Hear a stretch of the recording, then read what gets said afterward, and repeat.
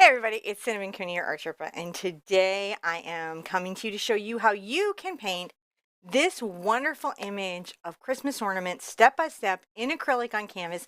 I'm going to explain to you every part of the process so you can paint this at home. On the mic is my husband John, and he's creating an echo in my background. But when he's not doing that, he's tracking me with a bunch of camera equipment, and today is a very special day because he will be really learning to track me in a different way than he ever has before. We'll see if you guys at home figure out what's going on. That'll be really fun. Will it? I don't know. It feels fun to me. Oh, I'm having a good time. Are you having a good time? I am. Well, what's really important is that the people at home are having a good time.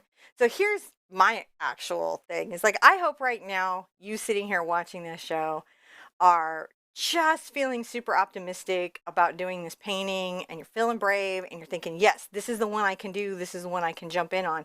If you check the description below, there's a complete material list. These are the colors that I use and the materials that I use in the show, including there should be links to a traceable because I recognize that not everyone who paints draws. And I know that seems really crazy that you don't necessarily have to draw to paint, but the type of drawing that you do for drawing is very different for how you block in or space out paintings, unless you're doing a grisaille, which is why we say that. And artists everywhere kind of basically get that concept. We're going to be taping my reference to the side. Yours is going to be picture in picture, so I hope you feel special. I'm using my fancy dancy washi tape here, which is actually my weird discovery is being cheaper than artist tape, but just as effective. So go figure that. This is an 11 by 14 artist board. I get these from Michael's. They're part of the Artist Loft packs. I also really like other types of boards, but this is a great practice one if you're trying to like get that painting going and trying to learn how you like it. I have wishes on here, lots of wishes as we're coming up into the holidays. We like to put as many on as we can. We have a wish from Brianna that her little brush, her son finds his bliss and his purpose and transitions to the human being that he is wanting to be and that she knows he can be. It's so rough to see our teenagers grow up. It is an interesting transition. Chantal is wishing really from freedom from fear. She wants to be able to get out there. She went through a bad experience. She's hoping that things will get better. Kim is wishing that her shoulder be healed, and Linda is wishing for her loved ones to pass with love and light and grace, and I understand that. Lisa B, she's also wishing to have her fear lifted and to have a path to healing and to recover. And lastly, we have Cindy, and she's wishing to have the gift of lots and lots of time with her husband. So this is hoping that every one of you at home is feeling great, is feeling wonderful, is feeling healed and okay. We're putting that out into the universe. You can put anything on your canvas that you want if you'd like to join us along at home. And it can be light stuff like, maybe you hope to get something this holiday season, or it could be something very, very serious and dear to your heart. All wishes are valid. I'm going to start the background, but let's talk a little bit about the colors. I have Cad Yellow Medium here. But listen, yes, you could use hue, and you could use a Hansa Yellow Medium if you don't have this paint. I have a little quinacridone Magenta. And as long as your magenta is a bright pink, you're pretty good. I have phthalo blue. That's a pretty specific color. Dioxazine purple. Phthalo green. Burnt sienna. Cad red light. Again, a hue. And you could use a naphthol red light if you don't have this exact pigment, and you would be okay. Some zinc white. This is a transparent white. You can tell that from the swatch here. Versus a titanium white, which is much more opaque in tinting. And then in this one, I can use Mars Black. If you happen to have lamp black, in this particular case, it won't cause you any trouble. I've also got some fluid paints, and I have acrylic glazing gloss.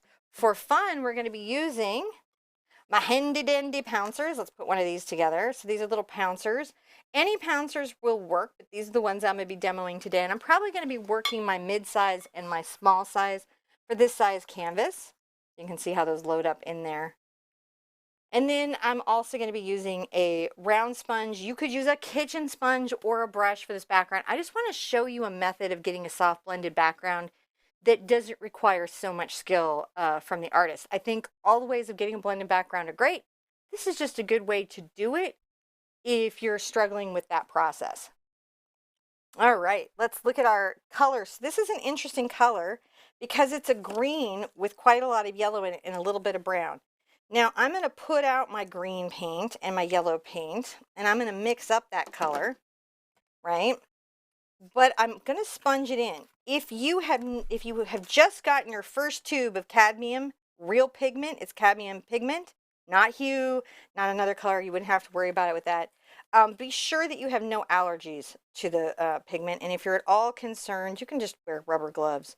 And that's sometimes good when you have new art materials you're not familiar with, because fine artist materials are often much more powerful than student. I just want to make sure I didn't cover up what you were just putting up. There you go.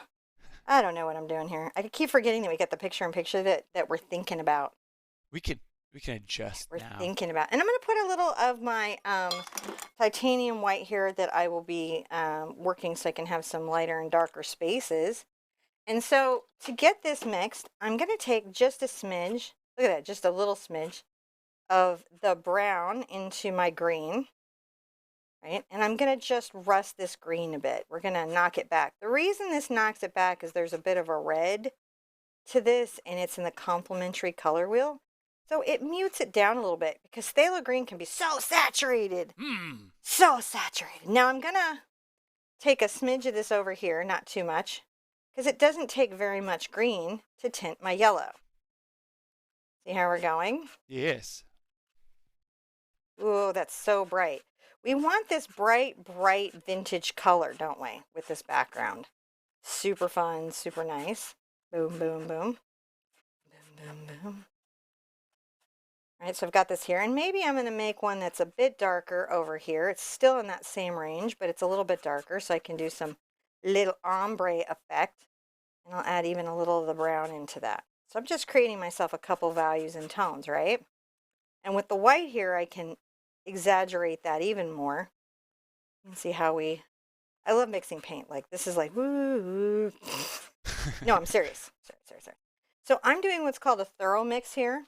So you can see I have a light value, a darker value, and these other paint colors. I'm going to just wipe this off. What's nice about what I wrote with on my canvas is I use a watercolor pencil. You can find them in the Artist Left line, and you can find them with Arteza where they're very inexpensive. Of course, you can use your beautiful Neo-2s and your Crayon Dash and all of that with it, but you may not want to because those would be your fine art materials. So if you want to use something less expensive, those would be my suggestions. I'm going to go ahead and get my sponge slightly damp. See, this is just slightly damp. And I'm going to load it up with my bright color. And you can see it's a pretty good match. And I'm going to just swirl this out here like you do. See, I'm swirling it. It's picking up the letters. Swirl. So right now we've got these crazy little swirls, which are interesting in and of themselves. But to soften these out, we just buff. You guys have buffed things before, right? We just buff the surface super gently. Like, you can almost hear it in the mic, I would hope. Oh, yeah. That it's just so soft, this pressure, right? So I'm doing this, and you can see this gives me this very soft coverage. I'm going to pull it over here, and again, get a little more of my color that I'm liking, and get that all worked in. You can see it's buffing out the wonderful wishes I put into my canvas. I'm going to just do this out. Remember, you guys can use a kitchen sponge, but once you use the sponge, it can't go back to the kitchen. Yes. Paint supplies are never food supplies. Yeah, they've got to stay in the studio. In the studio. We don't want to eat paint. So when we have that wonderful, that's our bright color, right? So we can start working in a little bit of our darker color pretty easily from the outside. And we're just going to create a framing. Oh, look at that, nice. If you guys did Groot with me, it's not dissimilar to what we did for Groot. We're just getting better at it now, aren't we? Yeah. Sometimes we get better at techniques. And it doesn't take a lot of paint. You can see I'm just softly blending. This works for skies or really anything. And if you've been struggling with blending sometimes, not always, but sometimes this is something that can help you find your way into that blend. Right? Just come around here. It's just nice and get it a little bit darker. A little bit buffed. Buff it in. Buff it in. And then just softly blend it out here. And I'm just making little circles, but they're super soft. Sometimes it's a surprise to people to find out that in art, that techniques that you might think of being for other creative spaces actually apply as well to the canvas. And often students are surprised at how often something they think is a craft technique actually had an origin in fine art. So, where sometimes you will hear fine artists maybe be a little bit kind of pretentious, not all of them, because many of them are very warm hearted. We all love just creating. But where you'll run into that sometimes is that they have a perception that something is a craft, but they're forgetting its origin is in fine art. And we never want to think that we're above a technique or above a process. What we want to think of as creative is that however we get this painting done, that's what we need to do to get it done. And that's okay, and that's an important transition I'm going to get a little bit of the yellow and white into here, just a smidge. And that's just because I want to come around here and just add this little buffing of that. See that little interest? A little bit of a buff. Yeah. This mine got a little bit dark. I don't know if you see it, but I just wanted to kind of add a little bit of that to it. Sometimes that's nice to do. A little bit of that here and there. But I don't want any obvious marks. These are just little subtle variations that I'm thinking about. Now I'm going to put my sponge in water and make sure I get that rinsed out. It's a good time if you're at home and not filming a live show for YouTube. It's a good time to run to your sink and rinse out your sponge. But if you're filming a show for YouTube, it may not be a good time for you to do that, and I understand. I'm going to get some more of my cad yellow here. Boom, boom, boom. And we're going to do an interesting thing. This is a thing that I developed for the show a while back because everyone was asking me about bokeh effects. And when I say everyone, I literally mean like about 20% of the total audience was like, what is this bokeh thing I see? Yeah. And so you guys were like, how do I paint that? I'll tell you what, you explain bokeh, I'll wash out your sponge. Oh, I put it in the water. I know. Okay. So bokeh is a photography term which refers to objects being soft and out of focus. It's a Japanese word, and often photographers will take that focus, that soft focus, and add filters to it, which create these flares in the photography, sometimes even shapes. So when you see a photograph with like those little out of focus dots, or the lights are all blurred out, or maybe there's little hearts all over it, that's a bokeh effect. And it's very interesting as a creative to say, how can I create that effect in my own artwork, right? So I'm going to sip John's coffee. He's drinking out of my Memphis cup. I get my little Starbucks cups as I travels around. Not always everywhere, but I try to get my little Starbucks cup. We just learned that a Starbucks cup that we gave his mom was like apparently super valuable now. Which is by the way, your coffee is really good. Almost better than mine. Just going to tell you right now. I didn't just like take it all, but I'm just saying. Just so you know. Okay. Are you guys noticing what's different yet? I don't know. All right. Let's see if they do. I'm going to take this pouncer. This is a mid-size pouncer. I'm going to demo one with a pouncer and one with a brush. So you see that there's always a couple ways to get an effect done. No. So my first is I'm going to load up with just the yellow. It's still kind of going into my green. It's not wet because I don't want my pouncers to be wet.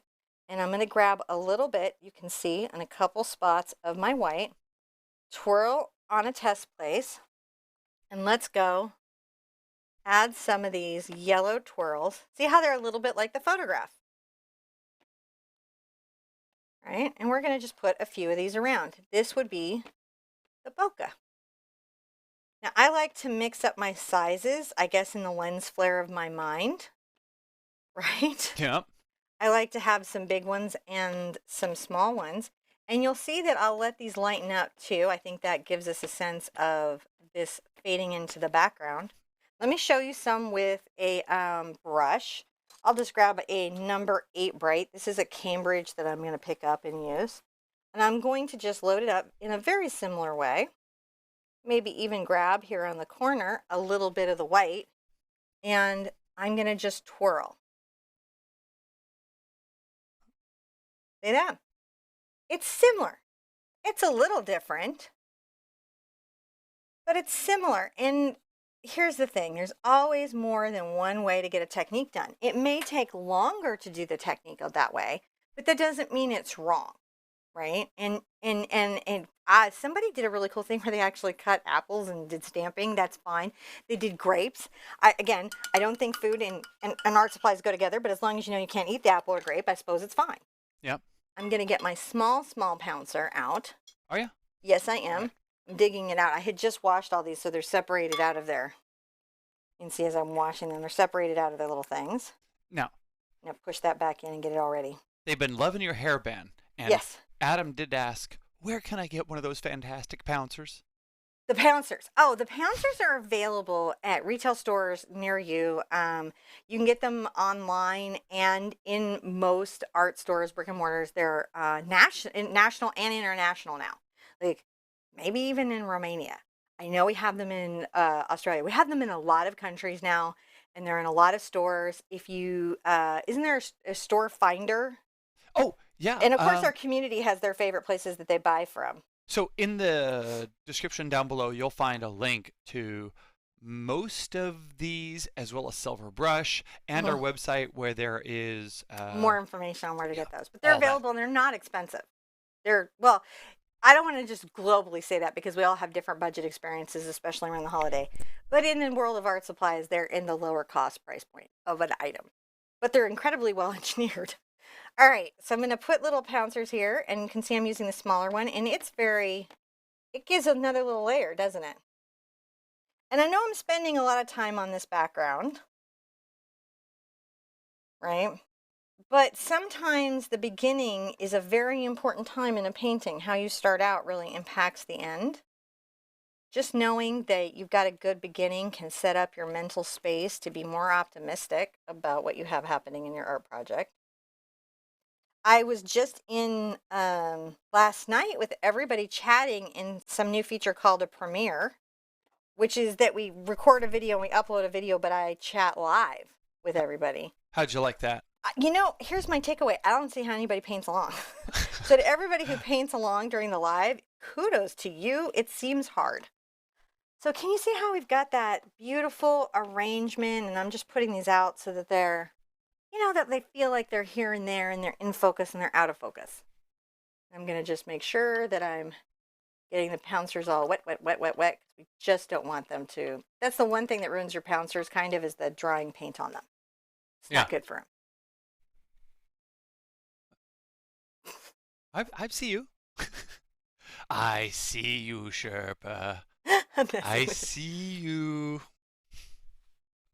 Do you see me? I think they I'm do. sorry if that scared anybody home. That could be really alarming. That it could be a lot of me. You know what? If I get a bunch of thumbs down right now, I'm blaming him. Yeah, it's okay. Not my chatting nature, but my husband. That's what I meant to. Oh, All right, wait, I'm going to dry this. Okay. So that the next layers I can really work in. John's going to talk to you a little bit about drying and just say hi and tell you how much we love you. Okay. And I'll meet you right back as soon as this is dry. Okay. So I will say, at home, if you're drying your surface and you have a hair dryer, use it on the lowest heat setting, mostly because heat actually doesn't help the acrylic very much. It can, and in some cases, it can cause color shift or shrinkage, especially in student paints. So if in your pro paints, it's not so much a problem, but you do want to be careful. For a second. Oh, where are you going? She disappeared. I could did, chase but her now. I am right here. I just had to get this thing. I should get something to trace, but we'll see. I just grabbed myself a thing of kids chalk just so that I could draw. There was a whole bunch of that on the floor, all Where? over the place. But I'll get it later. You got it. Now you got it. But How you guys doing? Do you guys know what it is yet? that yes, they did. There's been lots of people who's been understanding. This is stage 1. There's more stuff that's coming. Yep, there is. But this is your first clue. So, see, when you believe in us, we deliver, but very, very, very slowly. Yeah, just no idea. But look, see, now we can go over here. We can go, oh, look, over here at this thing she's doing. As long as I don't mess it up. Don't make people throw up. Yeah. So if you're getting motion sickness right now, we deeply apologize to you. We're going to bear with us. We're going to have to learn how to do this and find our calibration for you guys at home and for us here. And it's a journey. But yeah, these That are being said, I got my chalk. to confirm. You guys have a traceable, and you can print that out and transfer that image onto canvas. But I'm going to show you how I would draw this one in. And so one of the things I'm going to do is I kind of like to block out the space. And my ornaments might end up being a little bit bigger because just I have a tendency to be such a unusual duck. Right? But I'm going to draw in two little circles just so I know where they are. They're pretty close to each other. I know that I've got a little circle here. And what I find is if I try to just draw it peeking out, I may not get a round shape. So for me, it's good for me to get a Venn diagram going with this circle. I'm not going to worry about the star shape yet. I'm going to just get these background shapes that I've got to deal with, right? I've got another little Venn diagram right here. It's a little bit smaller. This is going to be the one that has the little kind of retro plastic feel in it. And I think it needs to be significantly smaller than the one above it. Then right here, I'm pretty sure we've got a beautiful downward egg shape. The chalk allows me to sketch things out and really think about them and place them where I think they need to be without, and this is what I mean, like drawing for painting is very different than drawing how you would with a pencil. And sometimes I should like do like a drawing for a painting and then do it as a pencil sketch and show you guys how different that is. And everyone's going to be like, wait, what? That's a thing we can have? Why hasn't it already been a thing? And I'll be like, I'm sorry, I just thought of it right now. I'm just getting my little vintage shape thought out. This one is a very interesting, strange little bulb. So it's kind of a bulb, right? It's like I'm kind of a bulb, but I'm also this weird thing right here. I need to know where that is. And then another little kind of drop ornament that's right here. You guys have those. And then I thought this was fantastic. I really loved the drop down here, but I liked it going off the page. And the reason for that is it made it feel like the story of this painting exists even outside of the confines of the painting. And that's a design thing that you get to do as an artist where you tell the story even off your canvas. And again, I'm not going to worry about the star until last because there's a lot to block in before I can get to the star. Now, once I have this drawn in, I can erase my confusing line because that would confuse the heck out of me. Pretty easily, right? I can erase those lines that would be mentally traumatic and fix them up. But by using them that way, I have an easier time with whatever I've got going on. All right. So I've got that in. That's really all it took to really sketch that in. And I'm going to use a cool trick. A cool trick. Cool trick. So I'm going to take a little bit of my zinc white and I'm going to put it out. And I'll go ahead and put out some of my phthalo blue. I'll be putting out colors as I'm getting them ready because acrylic paint dries as soon as it's out of the tube. So sometimes I like to just wait a sec. So I'm going to, and I feel like there's almost a blue, yeah, there is almost a blue cast. I'm going to get just a smidge. See, just a smidge of blue into my brush. This is a number 8 Cambridge. I'm going to wipe this off on a towel so it's just dusted with pigment. And you can see it still really tints that zinc. And I'm going to very lightly on the edge of my brush paint these transparent ribbons. Oh, they're so pretty. And what I'm doing is I'm letting a lot of the canvas show through the back, aren't I, of this paint. So zinc is useful to me here because it lets me create a very translucent effect. So nice for tulle and fabrics and ballerinas and sunlight and fog and mist. It's a wonderful thing to have in your paint box if you can get it. If you can't, just paint very, very lightly. Just, again, there were artists that painted before this paint ever existed and they made beautiful paintings. So don't ever feel like, if I don't have this tool, I'm just without all tools until forever and ever and ever. So I'm just making sure that that effect is there. And then I'm going to do a cool thing. I'm going to go get some of my titanium white. These two are going to play against each other very beautifully. And I'm going to come here and add a little bit of the definition of the ribbon. What's that? Yeah, that's happening. I love it. Such a cool effect. Can you see it now? Definitely.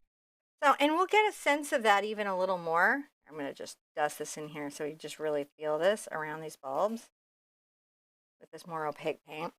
That as we layer the ribbon over the front and everything, we're going to get a really pleasant impact, you know, in everything we're doing. To that end, also, I may come along here and I'm going to take this, my zinc again, and a little bit of my blue, stronger this time, and I may add even a smidge of my burnt sienna to it. And you can see it makes a more neutral blue, but almost grayed, right? And I'm going to come here and I'm going to color the outside, just the outside, of what will be my clear ball. Boom, de boom, de boom. Look at that, round shapes. She did it. I just struggle with the roundness. It's my nemesis. Okay, that's not a bad nemesis to have. You I have mean, if color you nemesis. must have one, it's just Your nemesis is a color? my nemesis is yeah. A shape. Is roundness is a shape. It's a shape. It's a shape, and you can see I'm just sort of dry brushing. So you're really still seeing the gray. You're still seeing through it. We're gonna pick that up with like white highlights and some yellow highlights and really reflect it up. But this is the foundation where we start to build that. Now let's put out our quinacridone. Quinacridone. Oh, I love it. And then put it over here because this quinacridone, in my mind, has a little bit of blue cast to it. So let's get that right in there, and then we'll do the warm cast for the reflection. So I've added just a smidge of blue, as you can see. Mm-hmm. And I'm going to go ahead and get a little bit of white in there. And the reason I add a little bit of white is quinacridone is so transparent. A little more blue. There it is. Perfect. It's so transparent that I find it really, really helps.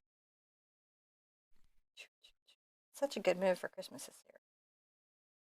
The holidays feel really good to me this year. They really are. Just super happy about them. And mostly probably because I have hooked up my Christmas tree. Now, and I finally have one again, so I'm super excited. Joe is asking, are zinc white and mixing white the same? They are for the purposes of painting. They're not chemically the same always. Sometimes they are. You really got to look at the pigment. So here's how you know the mixing white you have is the same is, let me find the pigment code on this tube. It's in here somewhere. It's a PW. Does anyone know the pigment code for this? Because they have a different coding system. Hold it flat so I can look at it too. It's in the crinkles. It's like, oh, it's not AU 542. That's just their color line for their thing. It's just in their crinkle. I can't.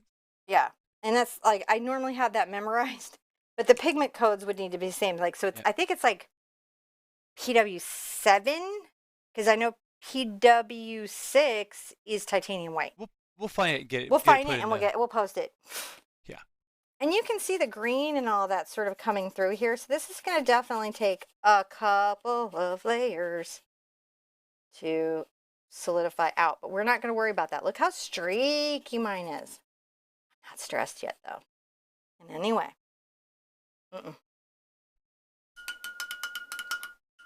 Because this is early stages. We're blocking in. We're thinking about things. So now I'm going to put out, boom, de-boom, de-boom, a little bit of my Doc's purple. Dangerous and precariously close to the yellow, which is its complement. Might grade out, but we're going to go with that. And I'm going to make a blue that's darkened with a little bit of purple. And I'm going to put that back here. I'm going to play with a couple of things, not just reflections, but also tones and colors to help separate objects from each other. Little secret sauce. There we go. I love that. There, nice shoulder.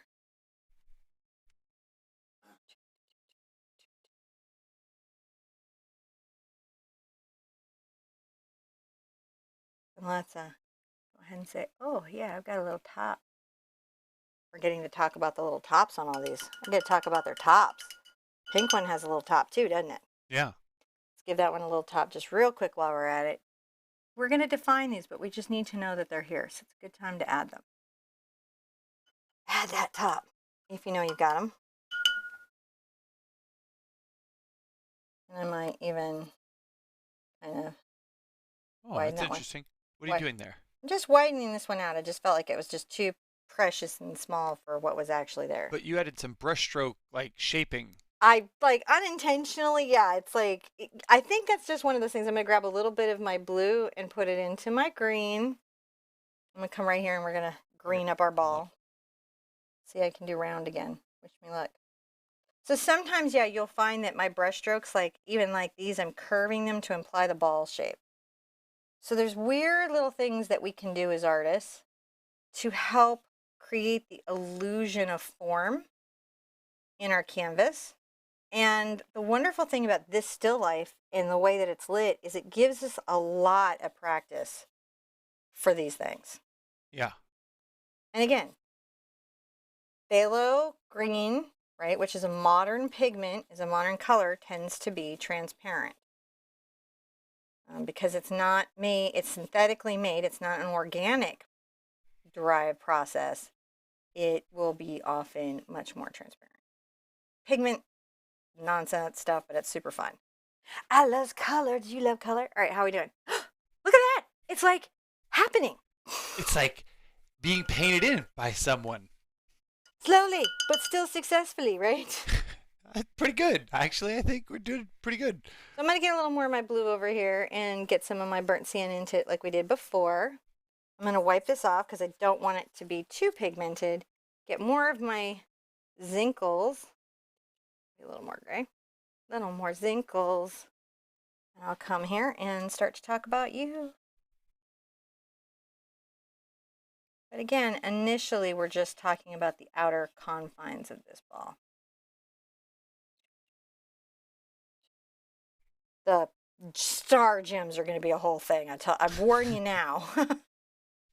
But I figured they were sort of why you might have liked this image so much. Now, I'm going to just keep this to the outside edge, guys.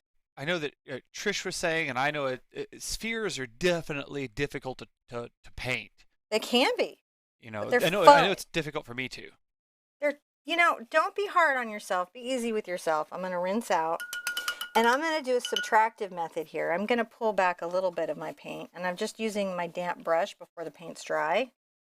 And I'm going to just work that back a bit. See how I'm doing? Yeah.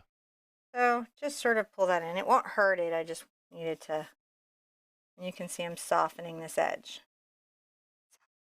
I'll be back at it in a second. It's just.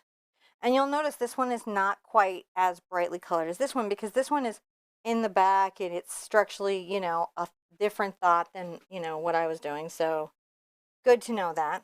I'm going to go ahead and go right into the just pure blue.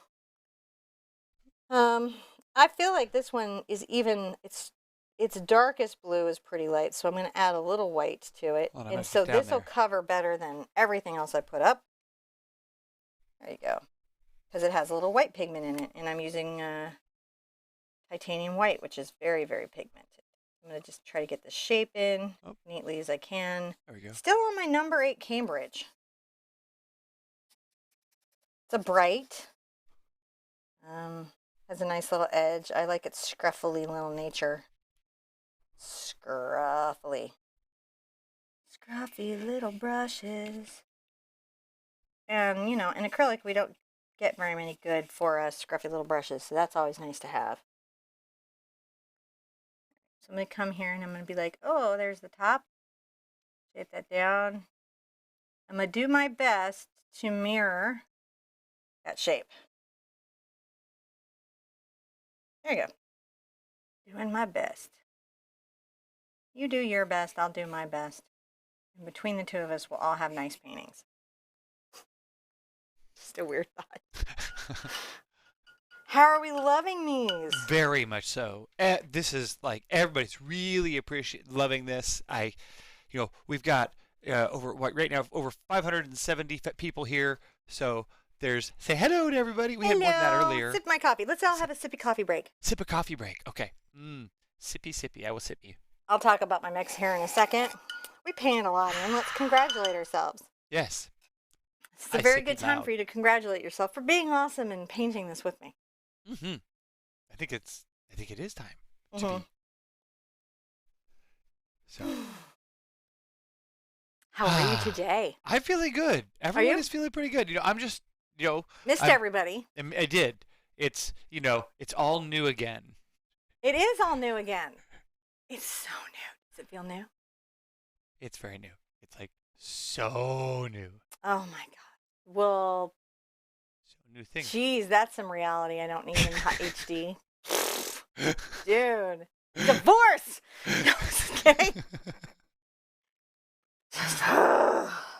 But Okay, well, you've just sucked the wind out of my sails with your HD. I'm what do just you kidding. I'm mean? totally fine. I am just kidding. I'm not actually divorcing or mad at John in any way. I love Sometimes you. we joke here. All Yeah. right. So I'm going to try to make this sort of antique silver blue look. And to do that, I'm going to get a little bit of my burnt sienna into my blue. And you can see it creates this almost green cast. I'm going to get the white into it. And that's zinc. Maybe I really, really want some titanium white. Oh, there we go. And I'm going to paint it in this crazy color. And you're going to be like, wow, that's wild. Yeah, just a weird little antique color that we can talk about in our arrangement of wonderful holiday ornaments. There you go, just making a little shape. Because there's a certain little vintaginess about shapes, isn't there? Like a Oh little bit yeah. of my darker color in here. Now here I'll be a little more precious because it's a smaller little bulb. We'll just do about that much.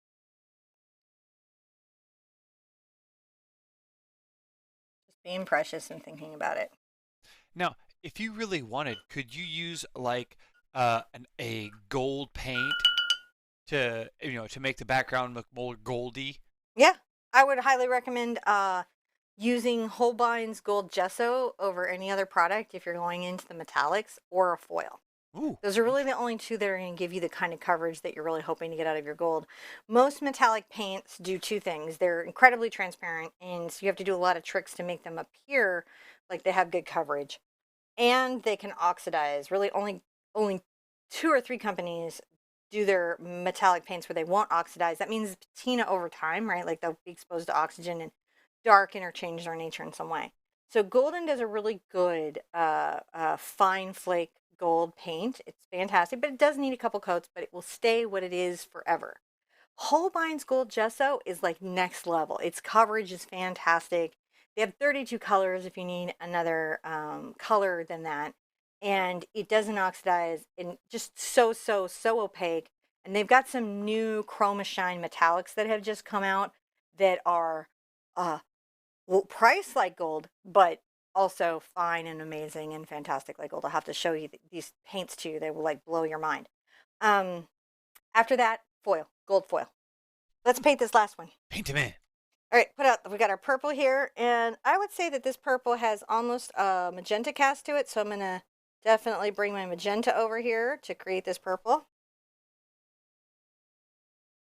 And then that in the green yellow behind it is going to do some interesting things. So my first thing will be to make a little ball as I sketch in with paint. Ball, ball, ball, ball, ball.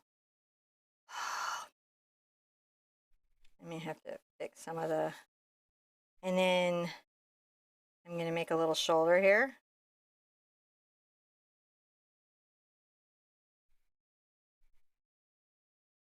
I'm just trying to get that basic shape thought about in. And then let's bring it down to a nice... And I may even move this like this. And the reason I will is because I was struggling to get control over my stroke because it was too cramped into the space.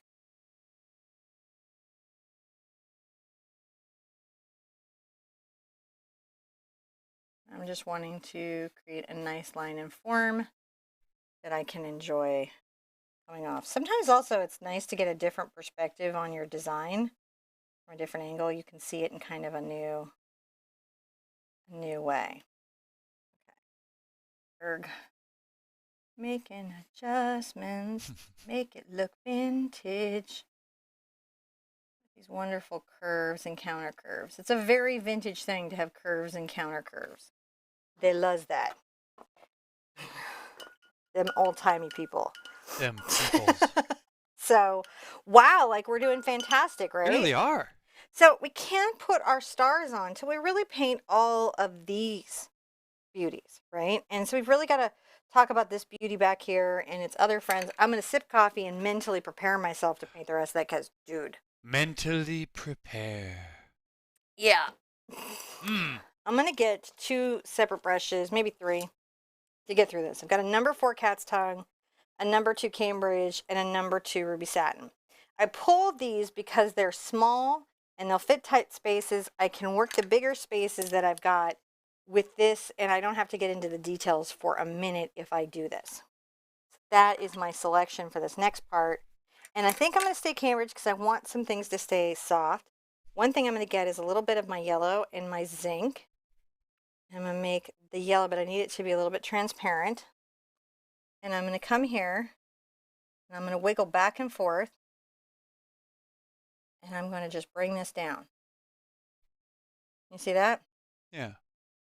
And then we're going to definitely add some dots of that here. Come over a little bit to the right, open up and bring a dot. And then just bring this down a bit.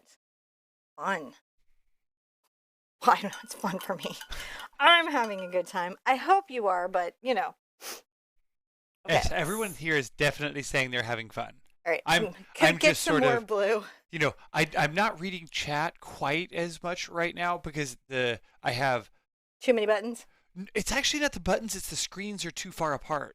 Yeah, I was wondering about that earlier. I was like, how are you gonna get from one to the other? Now I've taken my look. I took a little of my Doc's purple and a little of my blue, and I came over to my zinc, and I made this sort of cool purple reflection, which we definitely are having on the outside of this ball. And I'm going to come in and tighten up that line. Right, make it a little bit more noticeable. And then I might add some of it where I know I'm going to have one of these little circles coming down. And there's another little circle coming down. So I'm going to add that over here again, as you can see. Just pulling that in. Let's bring a little bit of this kind of purpley color up here. Another little reflection here. Doing pretty good. We're not sucking. All right, now I'm going to get a little of my pink and a lot of my zincs. And I'm going to make an ellipse shape.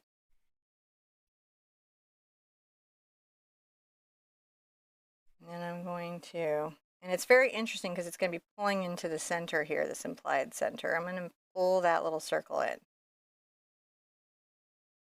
There's a little one back here.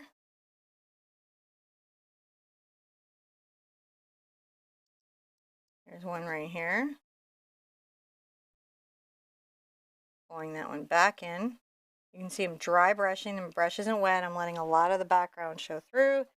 I'm going to get a little more of my pure zinc, my pure pink, and I'm going to come here and I'm going to darken some of this right there. Coming in. Let's darken some of this right here. Let's get a little bit more of this magenta, as you do, and come in the inside of the circle and darken that. And then let's define some of this outside, coming underneath the far bottom side of this. I'm going to wipe off my brush because it's going to let me softly blend. See how I'm doing? I'm tapping up and down, and that's letting me kind of move the paint in a more gentle fashion. There we go. Let's keep talking about what we've got going on here. A little more magenta. This only needs a little bit here. And then there's definitely something. I'm going to get some moisture. I'm dipping in just the tip of the bristles. Just the tip of the bristles into the paint. You can see that I already pulled a lot of water into it because this particular brush holds a lot of water. I'm going to just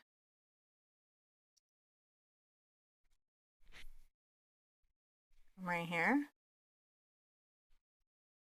Now, while that's happening, we're going to grab a little bit of the green and some zincs and some yellow.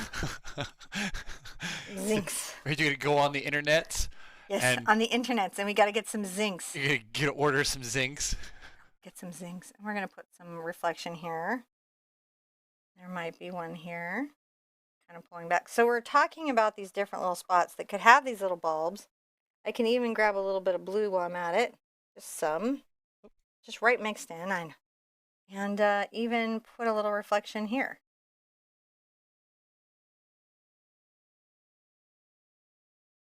Ooh, you're putting like the stuff on the back side there. Yeah, we're just talking about these different things. We're just going to talk about it for a second. Now, I mentioned I might use this brush, and I will because it's going to give me a What is that brush? sharper edge and a less scratchy application. What is that brush you were just using? That is a number 2 Ruby Satin. Okay. And I'm going to go ahead and get into my titanium white now. Now I'm not playing. Let's get into our titanium white. And we're going to come right here. Oh, Make yeah. a little ellipse. And I'm also going to come along this edge and tap in small numbers of reflections right here. This is kind of a tricky reflection. Get a little blue. We'll get that in first, and then we'll add its higher highlight. I'm going to come and put this reflection in.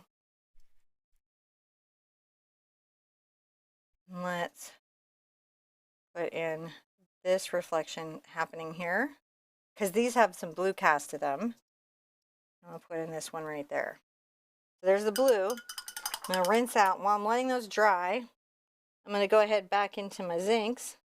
No, my titaniums. My titanium white. And I'm going to keep just talking about what's happening here. So around this little edge, you know, got some little, oh, there's some reflections there.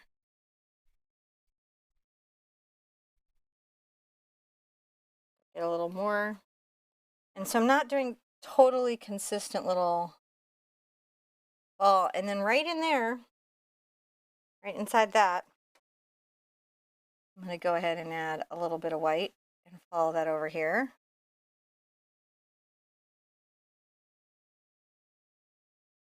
So see, there's a little bit of that blue. Let's see how that's looking. Look at that. We made a clear plastic ball. Oh, yeah.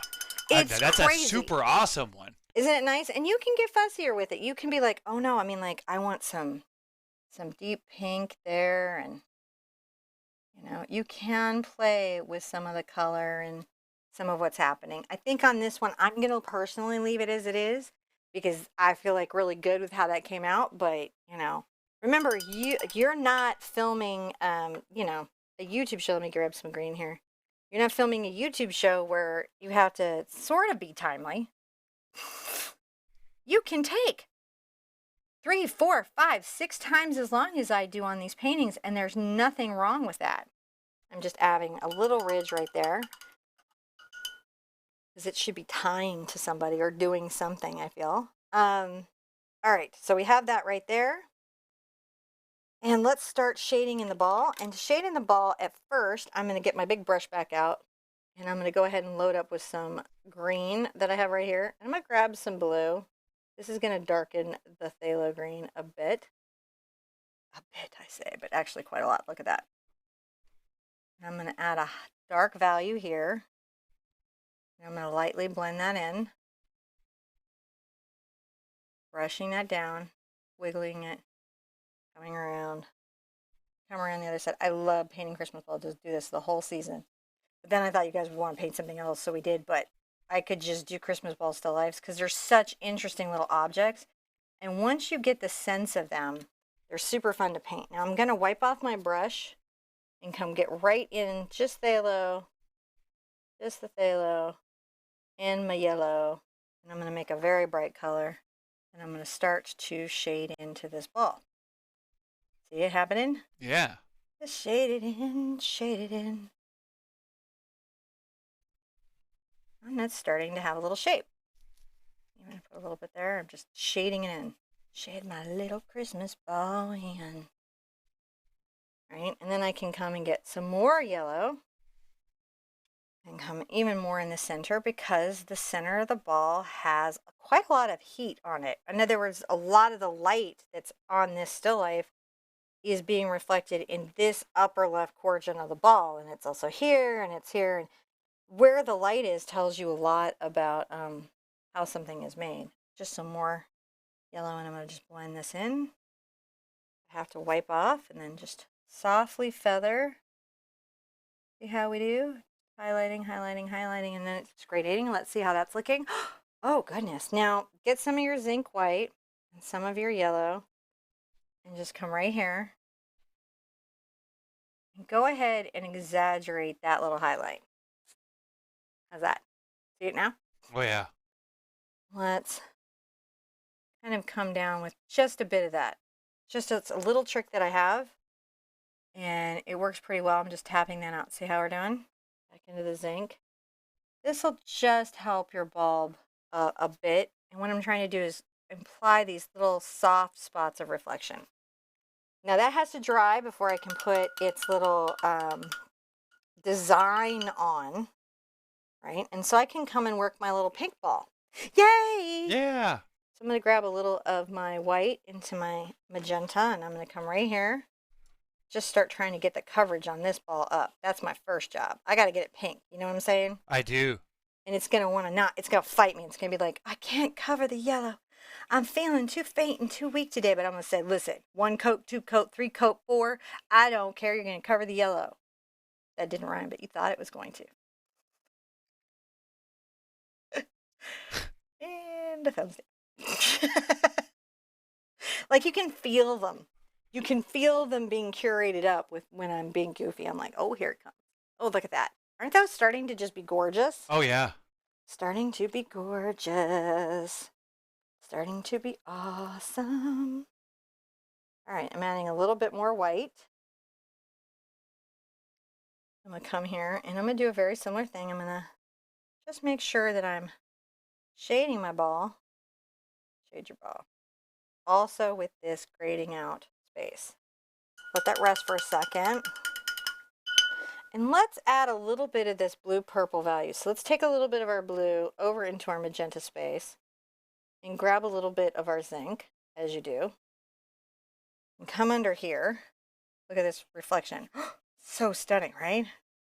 Yeah. Because these blue bulbs are casting light back onto this bulb. This is the holiday painting that is going to just freak your relatives out. They'll be like, how'd you do it? And you'll be like, I'm just talented. You could tell them it was me, but it's super okay if you don't. Well, it is all. If you need a win, take it. I support you. You're holding the brush out there. All right. You guys see how that ball starts to take shape? Are they loving it? They are definitely loving this. Loving it, loving it, loving it. Now, Anne was asking, can you use white to cover the yellow? Yeah. Okay, so that's a really good job, Anne. So I'm painting Holbein and Golden and Artist Loft Level 3, which is their new professional line, which actually I do really like. If you're using Matisse, if you're using Sennelier, if you're using any of the Royal Talent products, you're probably going to get great coverage. Even with your synthetics, you're going to get good coverage. But if you're using a student paint, these are paints that are economical and come in mega kits. And oh, thank you, babe. You just like psychically know me. I'm monologuing, so he's like, hit the coffee right now. Anyways, so if you're painting something more economical, simply acrylic or the Artist Loft Basics or Liquitex Basics, something that doesn't have a lot of coverage. If you paint areas that you need to have very bright and not be dealing with transparency, paint the area white first, and that will solve your problem. So it's really about your product and how that product is performing for you. Because sometimes, and listen, even though some of the economic paints are more glazing, right? They're more transparent, doesn't mean you can't do an awesome painting with them. You just may have to find your way into the painting a little bit differently. You may have to align yourself to the idea that it's going to take 3 or 4 coats. You may have to align yourself to the idea that you have to paint any area that you have yellow and it was over a dark color white first. You know, any of that kind of stuff where you're just trying to make what you have work doesn't mean that you can't make what you have work. You can always make what you have work. It's just about your experience and your process. So that was a really good question, Eric. And I'm going to sip my coffee that's now hot. from Montezuma Castle, one of my very favorite places, which I really wish I had just sat outside and painted. Like, you know, we were family vacationing, so that would have been super annoying to my kids. But there was a whole big part of me that was like, I would love to catch this place at dawn with these trees. Mm-hmm. Just paint it. I would. But, you know, We could. You know that that could be arranged. it's a dream of mine. All right. Let's come back here Be and we're careful going to what you start. ask for there. We're going to be layering over this, which is why I haven't worried about it too much. We're going to layer over this. We got to get this into the background. I'm going to use, I think I'm pretty good with this size brush. I'm going to take my phthalo blue and a little bit of my phthalo green. And if you mix phthalo blue and phthalo green together on a 1-to-1 mix, as I just have, you're going to get a phthalo turquoise. So let's paint that next darker layer, which kind of gives us our coverage into this. Even this, right? Now, interestingly enough, the area that's kind of more lit, because it has objects over it that are casting shadows, is next to the ornament. And you can see as I add white to this, the zinc white, it's much more of a turquoise color. It just took a minute to get it. And I'm going to just keep blending here. Hair blending. Blending. I always think of the Blended Family movie with Adam Sandler when I say that. Blended. Oh yeah. Yeah, and the guy who was like singing the song, I was like, I really want to go on a family moon so bad. I was like, wait, that's a thing? We should do that. Yeah. Yeah, we should. Actually, we should like just go see the whole country. All right, so here we go. You guys don't need art lessons, do you? Okay, No. I'm going to add a little more white, titanium white. I'm gonna read you a comment here. Okay. It's really nice from Laura. Hi, She Laura. says, she says, after my mom passed, I gave up painting and crafts and then I found Cinnamon. She found you, and and she said, you made me fall in love with art again, and she's changed my life. Thank you, Cinnamon. It's much love and respect. Thank you so much for that. I thank you, John, for reading that for me, and thank you so much, Laura, for saying that. That really means a lot to me. So sorry that you lost your mom, and I'm really glad you found your way back into creativity. Yeah, I'm glad you found your way back. So thank you for joining us. We really love having you and all of you here with us today. I It's so truly do. nice. All right, I'm gonna go I think just my phthalo right now. Phthalo. Just phthalo, just my phthalo. Gotta find the two color values through these two things, and then between those two value sets, they will. Uh-oh, this got bigger on me. Sometimes your ornaments will grow. My ornament just grew.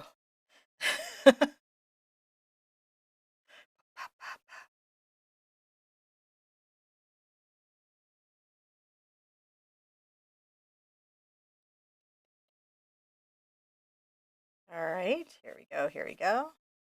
Now, I'm going to go ahead and I see a little bit of purple in there, so I'm going to grab a little purple. And I'm going to come right here, add that purple, and right on the top here. It's actually a reflection, guys. It's so crazy. And we'll put a little bit right here.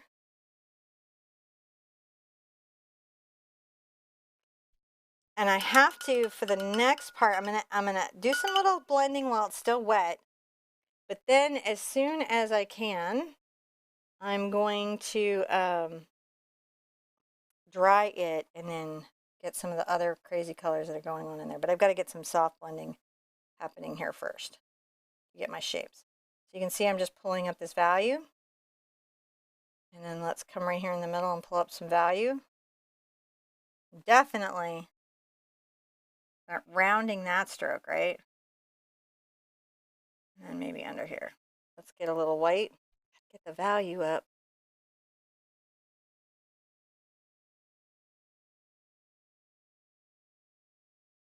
We're just getting the values kind of keyed up.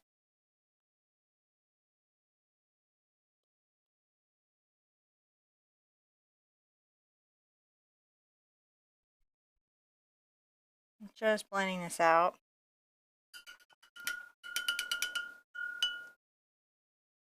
I'm going to get this purple in its next layer and get this one in. And then when these are dry, I'm going to start coming back and adding that next layer of details. But we're starting to get little ornaments hanging from our tree, aren't we? Yes, we are. And it's like, honestly, the black plastic one being done gives us hope for all the future ones. Yeah. Mm. Okay, so the purple. So again, I've got a little magenta, and I'm going to get a smidge of purple, but I'm going to keep a pretty magenta. Go ahead and add a little bit to this. Let's turn this around because again, I have such a hard time. Always move your canvas, not yourself. You know, whether you're painting from bed, kitchen table, or at an easel, remember to protect your body first. Let's get a little bit of this purple. And then, see, I'm getting the dark purple here, and I'm going to put it around the edges. I'm going to move it up here as well. Just getting that next layer because we're building these up. Building them up, building them up. And I'm pulling some streaks up. I know I'm going to have different values. I'm going to rinse this out and get my smaller brush because I feel like this is giving me some grief. I'm going to dip my number 2 Ruby Satin in here. Grab my Doc's purple, and I'm going to smooth out this shape. And hopefully get this a little bit more symmetrical. It won't, because we have the star in front of it, I'm going to be okay no matter what, but it's just, sometimes it's just a nice idea. I'm going to get a little bit of my pink and some of my titanium white, and I'm going to make sure that I'm coming right here and I'm adding this little highlight. A little pink, a little titanium white.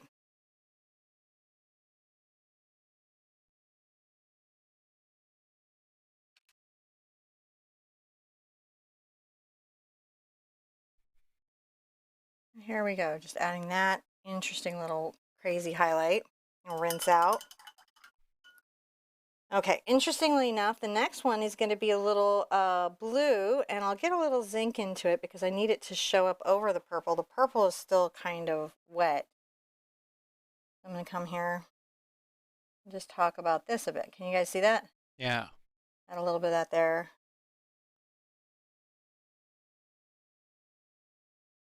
And I'm going to come right here.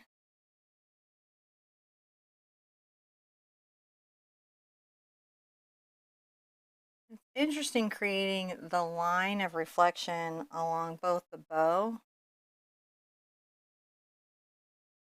and the balance of that.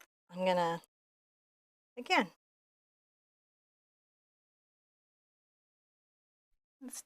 we're using the purple in this case almost as a black.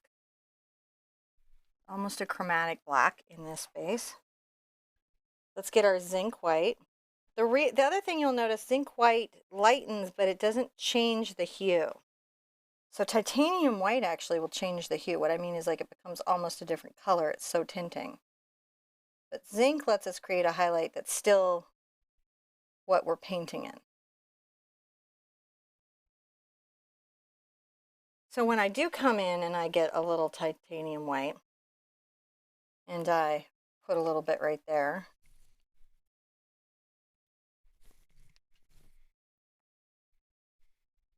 Right here. Just tap it right here. Flip that over. Hopefully, let's look at that. Hopefully that bottom now starts to feel like that much more reflected little fellow. We'll let it have a little bit of a dry, as they do. Let's talk about this one for a minute. I'll get into my smaller thing here. So we've got some phthalo blue, and some burnt sienna. And together those make kind of like a green. Now, and you see it when you actually come over this light color, and I'm going to just very lightly, this is my number 2 Cambridge, very lightly dust this on. I'm sorry, what hoot is this? 2, but you know, you guys get to counter vote, so if you're like, no, it's 3, it's okay. I'm not going to be like all mad at y'all. And you can counter vote on the website. Yeah, you can be like, no, girl, You can think it's 2 all you want, but it's not 2. And I'll be like, okay. I generally, like, where I create my hooting scale, I've just wiped off and I'm gonna grab some zinc. Oh yeah, for those folks. Are the techniques something really, really like overwhelming, or are they some reasonable techniques that if you just slow down and breathe, that you have a pretty good chance of duplicating? Their 2 hoop paintings are, if you've followed, I don't know, 10 or 20 of the 1 hoop paintings, you should be pretty ready for the 2 hoops. Just getting that shading going. Get back into the shading color. And just start blending that. Gotta blend it, man. But I'm just gonna wiggle the brush. See, I'm blending it, softening those lines. See how they soften? Line softened. Come around here and just make sure that this is. Now, I'm gonna get a little yellow into this and still some more zinc. And I'm gonna come in here and you'll notice that there's almost a yellow cast to this vintage ornament. I'm gonna try to get that also represented here.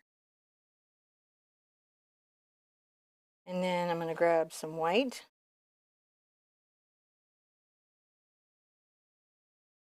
A titanium white. I'm just tapping the brush up and down. Can you guys see it? Oh yeah. So this is like the frosted reflection. See how we're doing the frosted reflection? A little more titanium white. So scruffy brush, tapping up and down, and it creates the motion of the brush stroke, creates a not smooth surface. So even if it's glossy paint, it's going to be much more matte. And that effect gives us that almost frosted feeling to something. Okay, let's see how that's going. One more. One more frosting. One more frosting. One more frosting. Just because we want to see the shape, right? That's really even kind of textured in there. Yeah. And that'll help us get that effect. Like we did with the deer, we were getting that vintage effect on the deer. This is what we're trying to do here.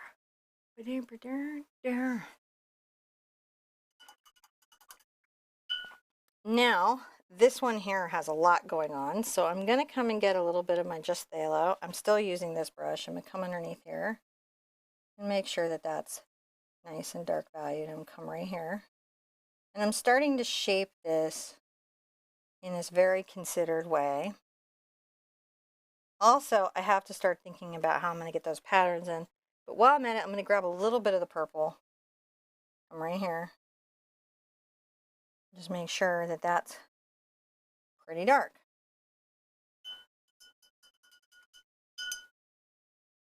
I'm going to come with a little bit more of my phthalo blue. I just rinsed out. Every once in a while, I'll clean my brush. And you'll see me do this. And the reasoning behind it, uh-oh, my ornament grew. You're welcome to say that with me anytime you want. Uh-oh, my ornament grew. And what that means is I just went wide with my brush stroke and I decided to just go ahead and widen out the whole ornament.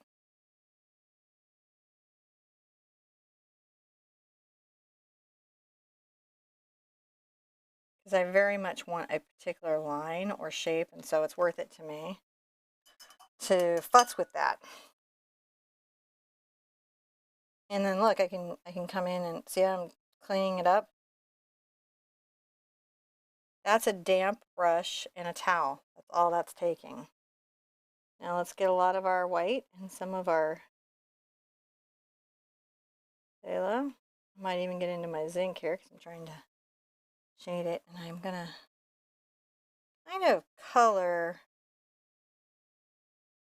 some of this brighter color. See what I'm doing? We'll tap this in here and get that blend.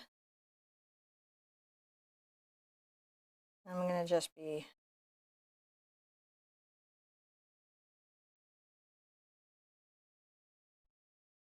come back with a little bit of our blue, blue, blue.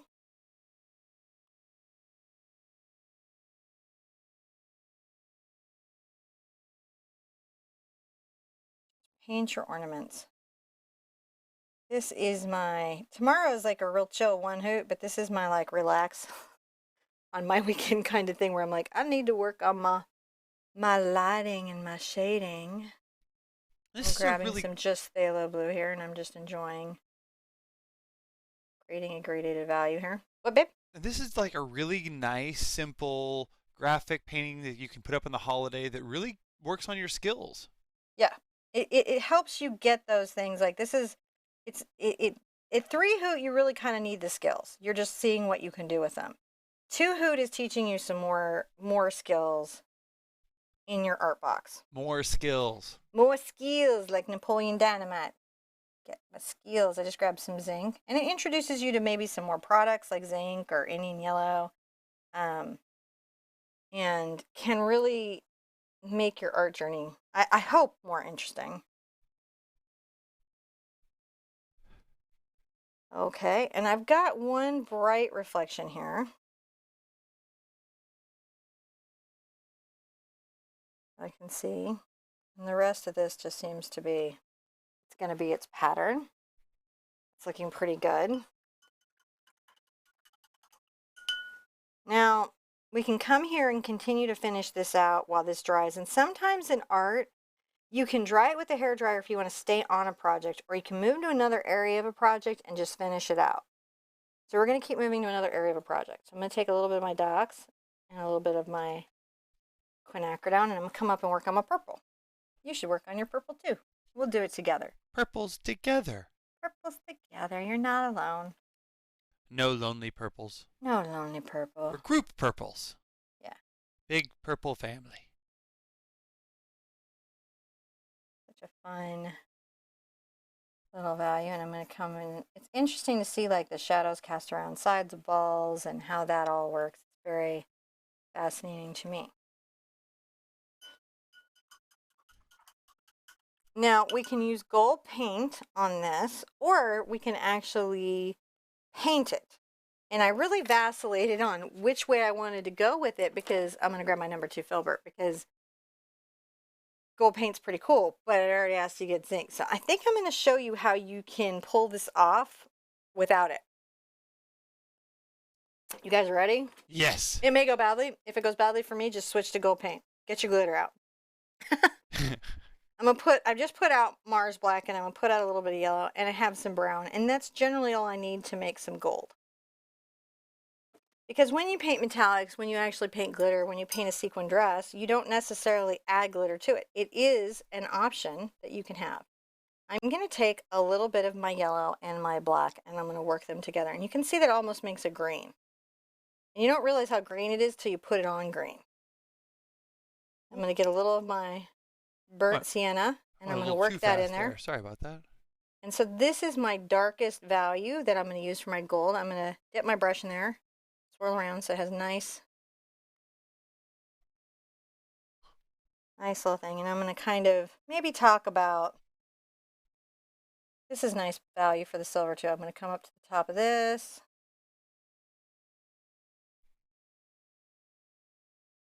And we're going to just pull this down.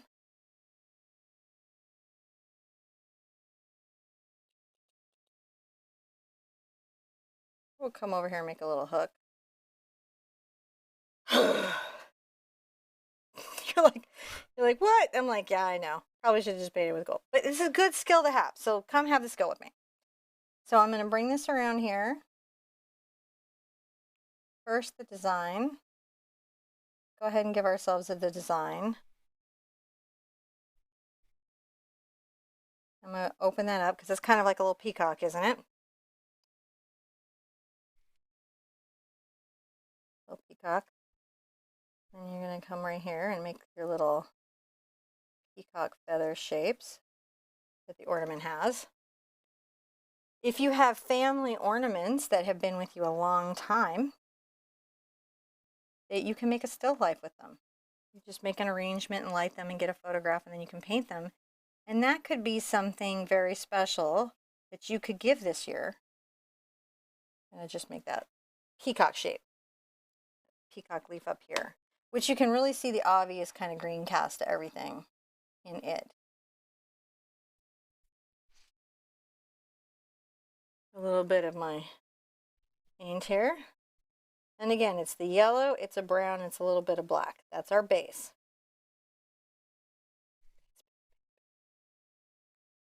Okay. There we go. 2, 3 little shapes out. These little shapes are going to have gems because of course they do.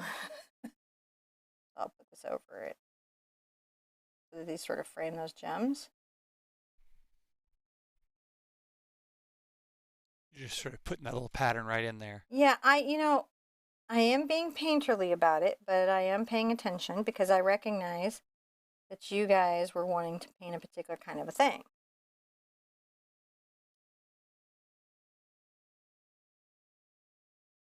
All right, a little more. See, that's getting kind of decorative now, isn't it? Oh yeah, very And then decorative.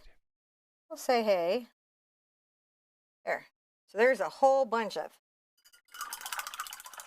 Now, let's have some fun, yo. I'm going to put a lot more yellow into this. And I'm going to get a little bit of my titanium white. I'm going to come here and tap little reflections.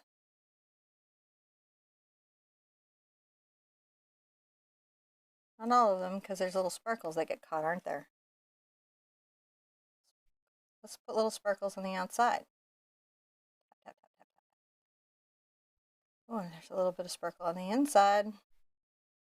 Lots of little sparkles here. Little sparkles.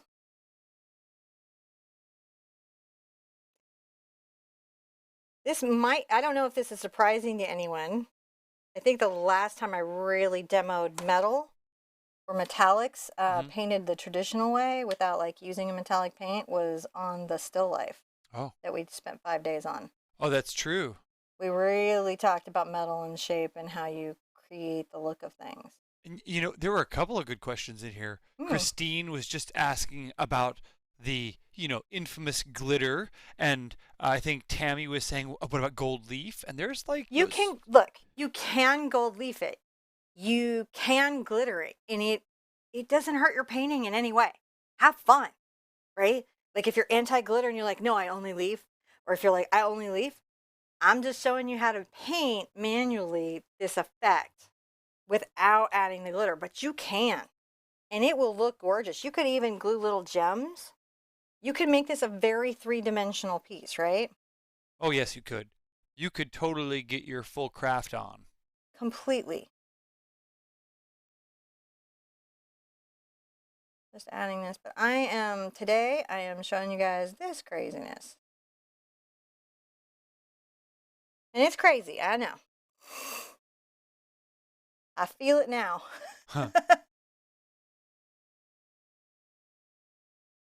But it's just about slowing down and having a little bit of process and being like, oh yeah, I can just paint anything. Good to know that. It's good to know that, oh, glitter, I don't have to have glitter to paint glitter. I understand how to paint with just paint.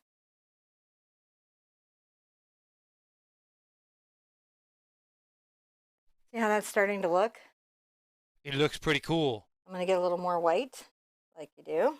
Like you do, maybe. Like we all do. A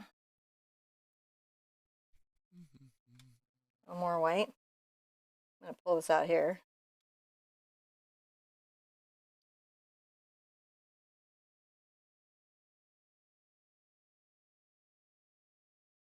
This is going to take a low light to really pop.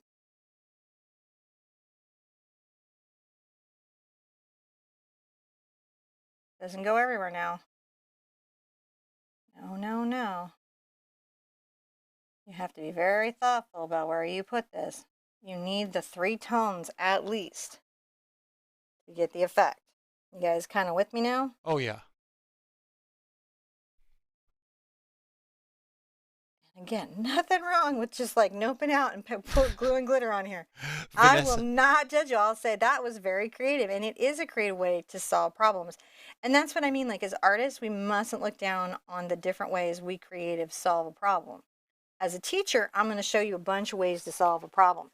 But as a good teacher, I'm not going to say something crazy to you like this is the only way to solve a problem.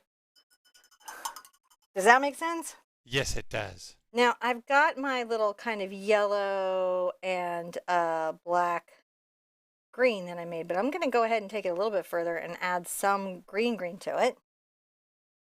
Right here, I'm going to add what is this metal reflection. Can you guys see the metal reflection? Oh, yeah.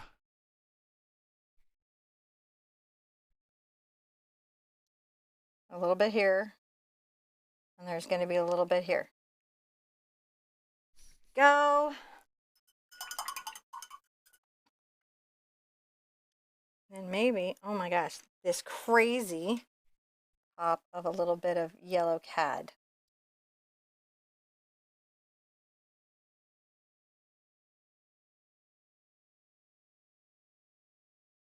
You see that now? You're like, wait, it looks like the thing, but it's not the thing. That's right. Looks like the thing, but it's not the thing. That's painting. Looks like the thing, but it's not the thing. I know this is a little longer than we normally spend. I don't know where we're at, actually. We're at an hour 20. Oh, yeah, this is going to be a whole thing. Buckle up, buttercups. We're painting today. All right. I'm going to go ahead and put a couple little gems out, which means I'm going to just take my dark blue first. Now, and I'm going to add some of this blue into here. I always do that. I always say now when I'm ready to ask a question. Okay. Now? I don't know what it is about that, because I think it's like I'm preparing myself. For like my, what, bad reaction or something? I don't know. I think just for myself here. to ask a question. I'm going to add some shadows under my little cap here, and I'm going to come underneath this arc here. There we go. We're going to start with the blue in here. It is not the only color we're going to do in there, but we're going to start with the blue. It looks really good. It does look good, doesn't it? Yeah. I'm going to get a little bit of the yellow, and let's go ahead and grab in this yellow. I know this is fussy. I'm going to add a little bit of the orange here. It's a nice color. I might pop that a couple places too. Sometimes you'll do that as a painter. You'll be like, that's a really nice color. And you'll just like, be like, I'm just adding that, not because it's there, but because I think it should be there. Welcome to artistry. All right, so we're going to grab the purple and our zinc, because remember that changes, it lightens it, but it doesn't change it. Let's see here.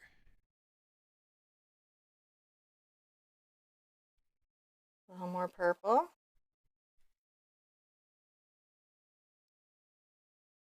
Look at that.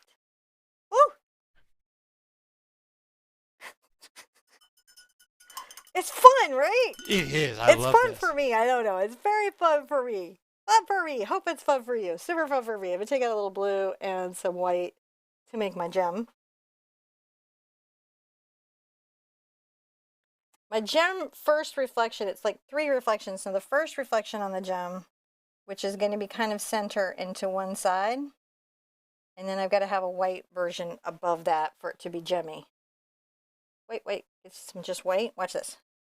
Boom. Boom. Gem! Ba-doo boom. See, look at this. Like see, look. You can get super, like, you can see all the, like, yeah, that's painted. Yeah, it just looks so messy up close, It doesn't really look right? messy, but as soon as you zoom out on it, it's like, it turns into that really cool. Fun stuff. It is. All right, I'm going to get some of my yellow here, outside, bright yellow. Now, Nathina would like to know who that other voice is. Oh, you or me? It's hard to ask. It's got to be you. It's got to, whenever they ask about the voice, they're asking about you. I don't know why that even throws you. That must be the disembodied robotic voice that controls the cameras. It's my husband, John, and he helps me make my show. How you guys doing? How's it going? You're fine. He's just crazy. I'm sorry. It is, we just barely let him out of the house. They don't. They just keep me here. All right. So here we go. I feel like we did that, didn't we? You feel like you did that? Are you kind of blown away by yourself? There's some people doing. They're like. I'm gonna go back over and see. We've had way over 500 people hear this, so we've had a lot of folks commenting on how they think you got some really cool. You're demonstrating some really cool stuff here. Yeah, it's important stuff, and I know we've been here for a while, and I know that because my paint is skidding. I'm mixing my gold color again. The one I mixed, I didn't buy it, I didn't put it in a tube. I just made it. right? And John and I talked a lot about like, would we put yellow ochre into this? But honestly, it's good for you guys to know how this goes down. So I'm gonna come right here. Let's go over the top. Boom, boom, boom. A boom, boom, boom. I'm making the cap, right? My darkest value. I may come back with even a darker value. We'll see how that goes.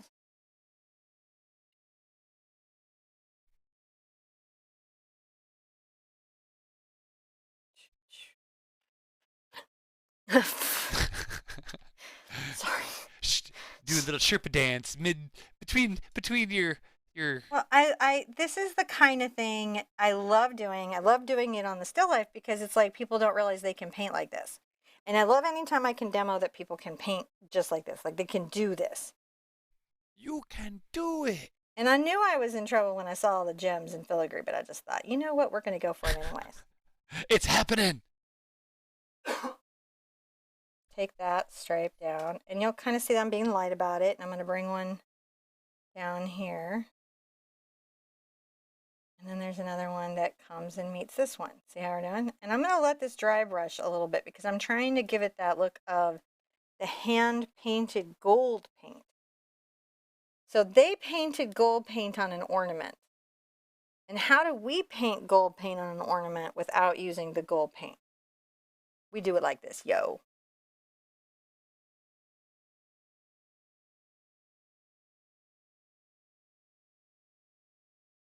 Just like this.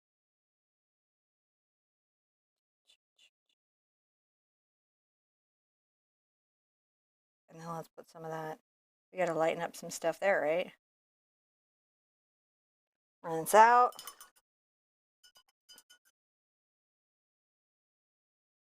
A little more yellow. And definitely some white, right?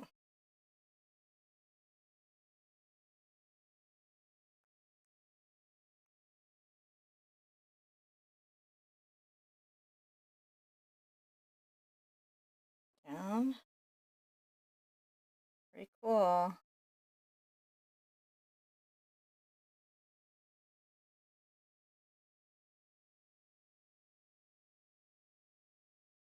Getting into my white.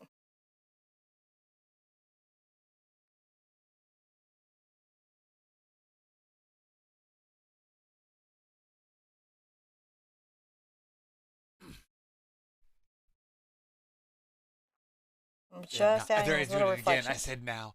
There's so many people out here who wanted to just pass along well wishes and love from the community, and I noticed that you were just had a little lull in the I know. I know. I just stopped talking because I'm thinking, and I was like, this isn't good YouTube when I stop talking, and I'm just thinking. But sometimes in art, you just got to stop talking. You got to start thinking. Sometimes you just got to reflect. But everyone would love to send their well wishes and love to you. They really appreciate you taking the time to do this. So. Oh, see how that looks like metallic paint now? But we didn't use any metallic paint. And if we did use metallic paint, it would be very flat on the surface. See, the thing is once this was painted with metallic and then lit, it stopped being flat on the surface. So now we have to address it in a different way. As artists, not have to. Can. It's a better way to look at it is we can address it in a different way. I'm loading up with some purple and some magenta because I got some gemstones to think about because there's this cool gemstone here, right? And then we have those little stars. I got to think about these things when I'm picking projects. Hey, Cinnamon, you need to think about some things when you're picking projects. Meh.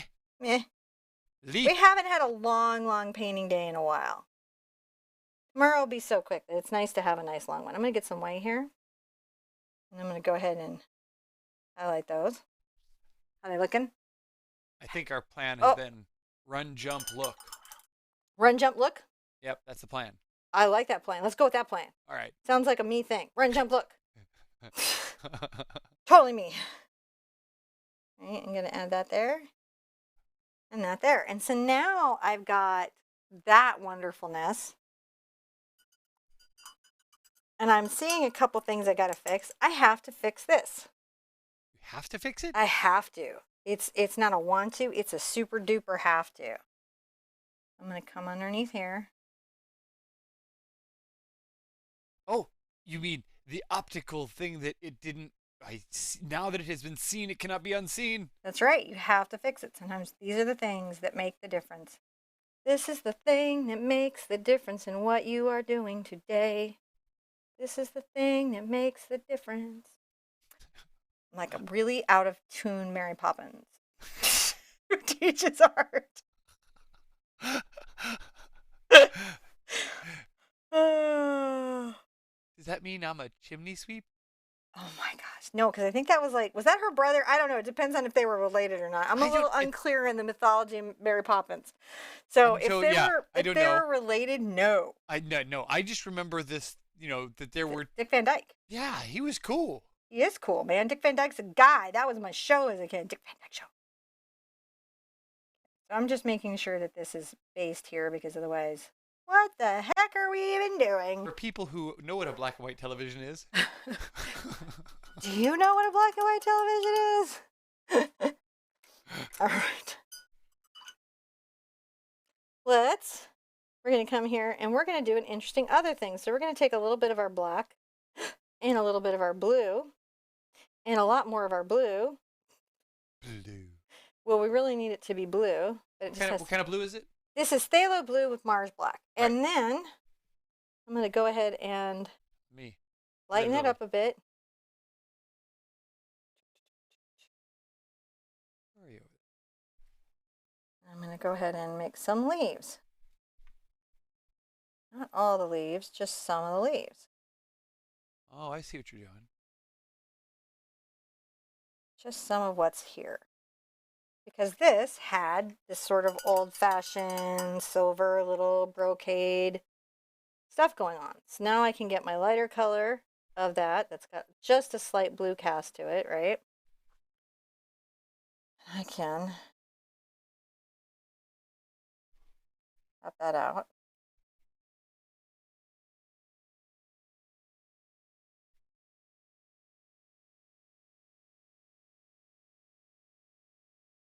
Put that little highlight, like that, just a hint of a thing there.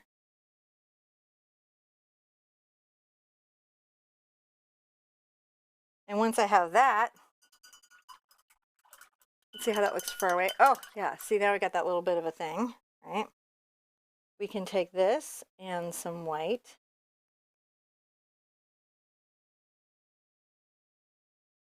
This is actually weirdly dark color. Make one right here, and one right here, maybe one right here in the center of the flower. I'll put one here. I just want them around so I can see them. I'm going to go ahead and get some white. I may have to almost put my paint out. Like my paint's getting dry enough where I may You mean you repaint up? I may repaint up. That happens. It happens. Well, it happens in my state. I may re-coffee up and repaint up. So now I've added the... See it there? So now there's these little gemstones. Want them to pop, go back into your black. Go back on your black. You want them to pop. If you don't want them to pop, don't worry about it.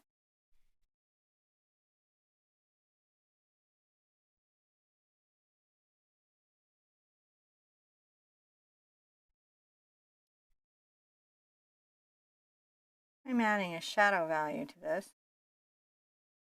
Now, could you whole thing. Your just color so that mixing there? Could you touch on that on how you were mixing those colors there? So I took my phthalo blue to my Mars black and I created a base cool gray. And then by adding my zinc white or my titanium white, I created some lighter values, which gave me the feeling of having silver paint. And then I went back with a dark value so that I could almost put that out my coffee cup. Oh. Don't do that. Don't do that. Don't do that. Don't do it. I'm going to get some zinc while I'm here and a little bit of blue. Think. And it can have a little bit of gray in it. Because I want to show there is a kind of thin little ribbon. See this? Oh, yeah. Kind of holding it there, and I'm going to have another thin little ribbon. There we go. Oh, and that's what binds them all together. Right. So we just got to show that there's some little ribbons that might be holding them together. Otherwise, you're like, what happened? Where did these things come from? And you'll be like, no. Huh. Get a little more of my magenta, because now I'm being fussy. Come here.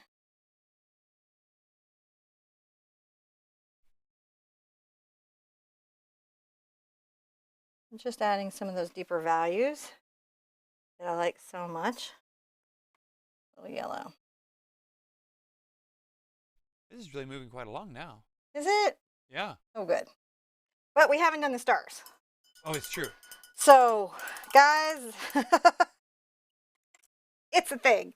I need new coffee. You need I new can coffee. get these stars in today. I can do it.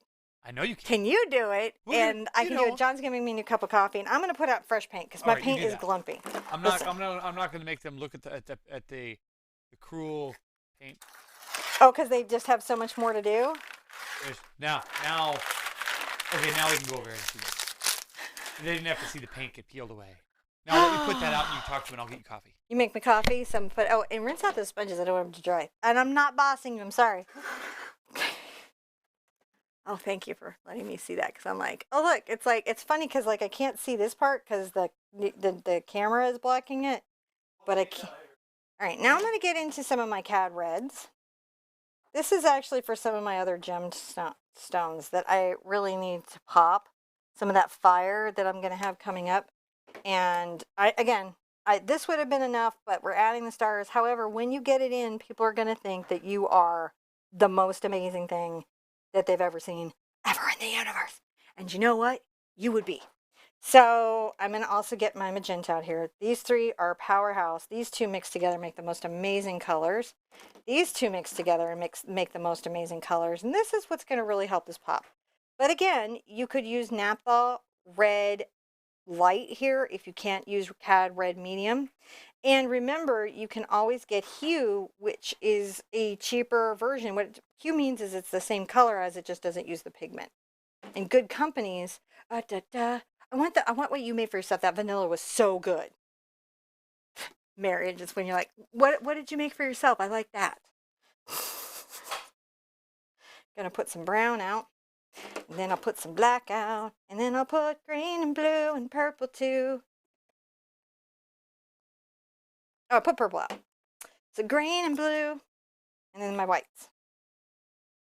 So green, and I'll miss this because it is a hot, dry day.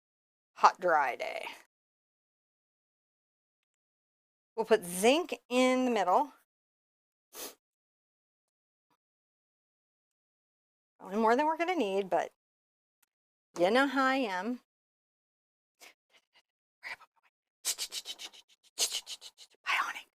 Bionic artist.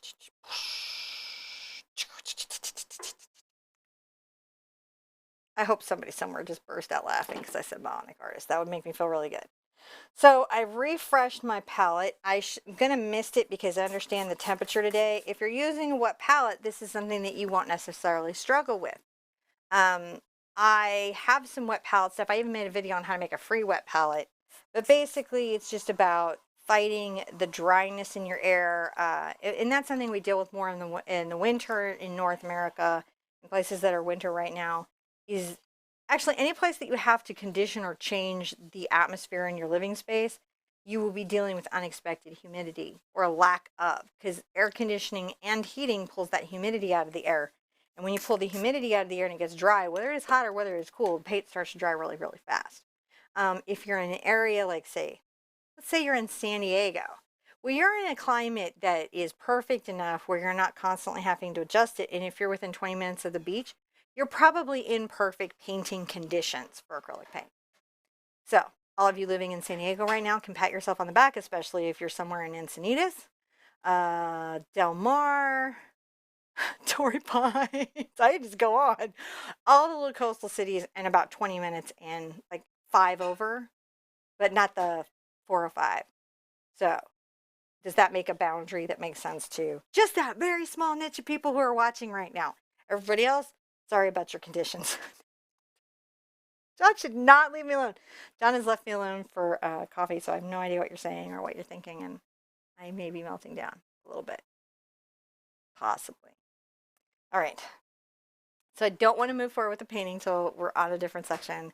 And we are still going to absolutely do the star. I think the stars are beautiful. I think they made this arrangement. So I'm going to power through the stars because I want that painting, if that makes sense. This is a painting that I want to say on my channel, oh yeah, we made this painting. Because I hate it when the picture is a lie. All right. So I've got this. I've just got to get a little bit of stuff here. I've got to get a little bit of stuff here worked out, and then we're going to be able to do this and then the stars. So let's get in here and let's fix Mr. Fussy Fussy Pants out.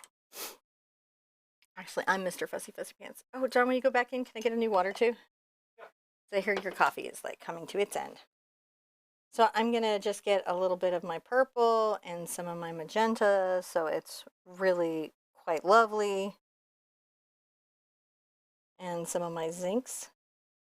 I'm going to come here and I'm going to start talking about this fantastic, beautiful stellar ornament.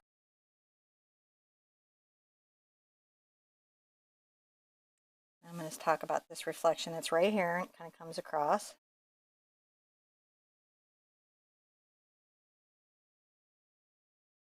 Maybe put some of this down here.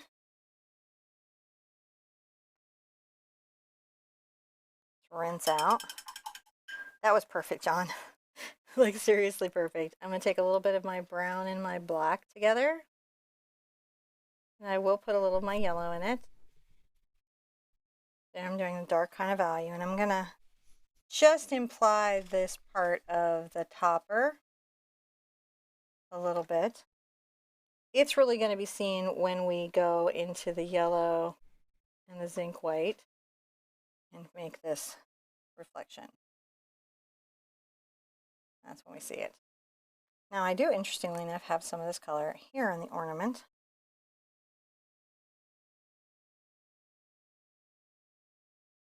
Or in here. Can you see how this is becoming a reflective ornament? And that's really wonderful about this particular piece. Definitely becoming reflective. Yeah, so I'm going to take my green and my blue and I'm going to work them together. And I'm going to come right here. Just make sure that this is lovely shaped and that a nice little tidy area here. Come right here. And let's get a little yellow into this. I see a little bit of that there, this little green reflection on this ornament. This ornament's going to be a lot of people's favorites. All right, and then we're going to get just a little bit of our pink and some of our white. Let's come along here. Somewhere this has picked up on a little bit of a Christmas light, hasn't it?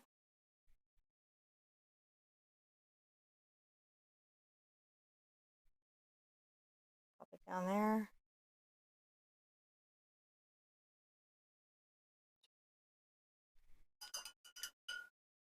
Now I see a little bit of this sort of green, and we'll pick up the green with a bit of the yellow, but it's down here. There's a little bit of a green.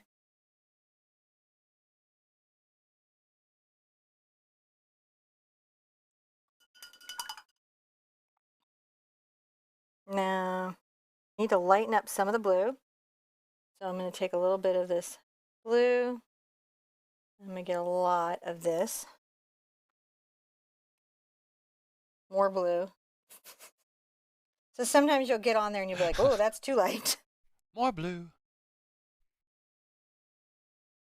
Now, on that, sometimes you are especially concerned about reserving your pure whites for the last highlight. Yeah, I like to reserve my titanium white for those really warm highlights that can happen in a piece. You know, especially a piece like this one. Because when we put it in, it will be spectacular. And we're about to put it in, so you're about to see that. So we're kind of where we are. It's starting to have some reflections, but now, getting just my white down.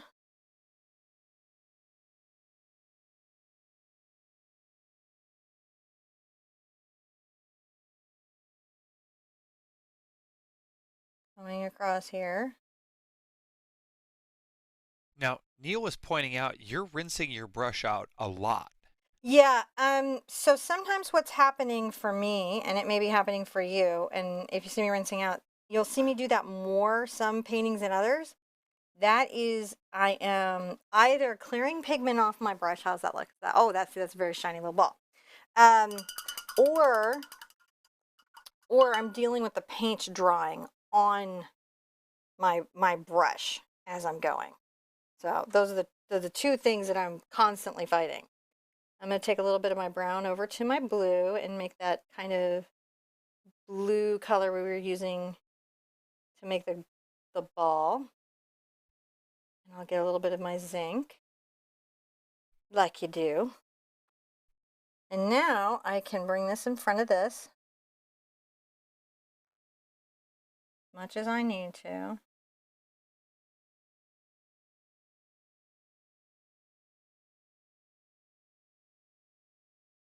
And what I'm doing here is I am just making sure, oops, my ornament grew, but I don't want it to grow that much, so I'm going to just erase that. And all I did was take clean water on my brush. That's how I got erasing going. Ever wondered, how do I erase something? That's one way to do it. If the paint underneath is dry. Did you just yawn, dude? Dude! Me? Dude! What are you talking about? You just yawned. I hiccup yawned. No, you just yawned. Like, I'm boring. I might be boring. It's okay, though. I think probably it's that I It's been woke a up long this broadcast. morning at like 5 a.m. Yeah, why did you get up? So I know Lena wanted some ibuprofen, but why did you get up?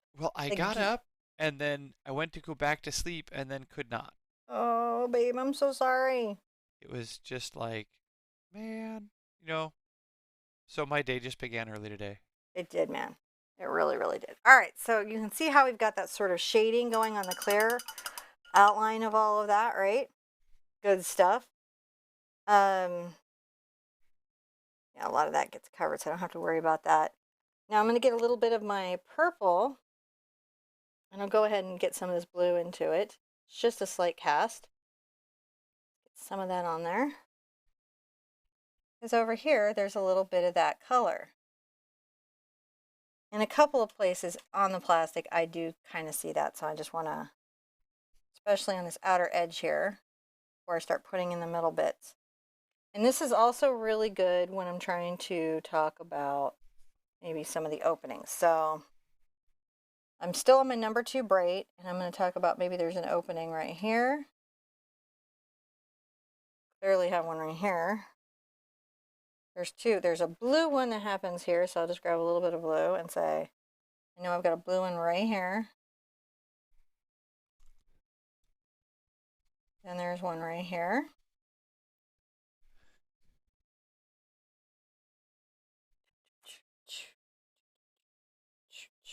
I'm just trying to pull these in as I'm seeing them. So I got this one right here. And this one's pretty far back, so we can even, everything's going to be coming to like right about there.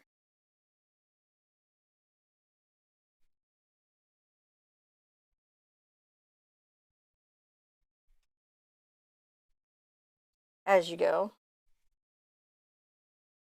I like putting in the pink ones. You might have noticed.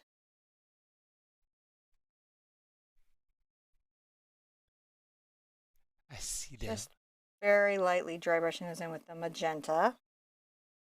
And then there's for sure one here. Craig would like to let you know that 500 people agree you are not boring. Oh, I'm so glad. Thank you. You just put your husband to sleep. Okay. That's, well, don't we all though? That's don't just all of marriage. us married people just do that?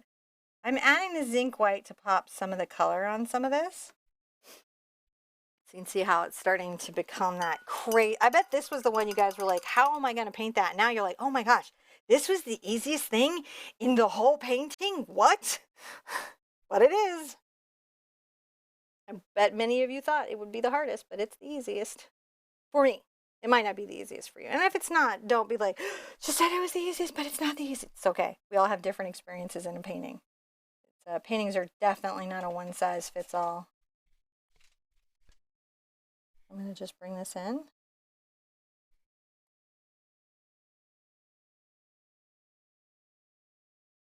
think I've got maybe a little one that comes here, and I'm going to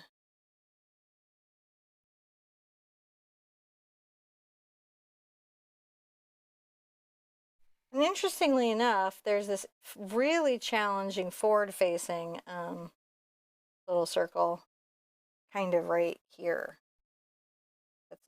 That's like, I'm right here. You got to deal with it.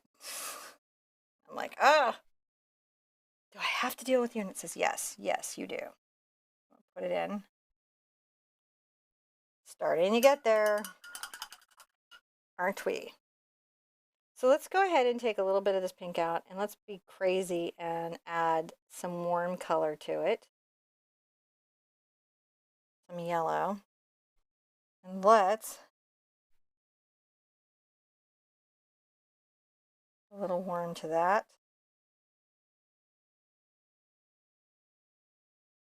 I think there's one that goes right here.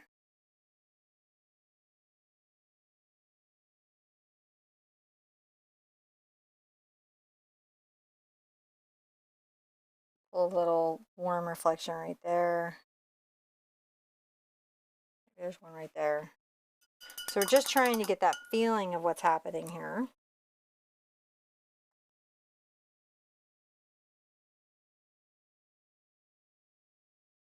I'm going to try to pull this in. I'm getting my zinc.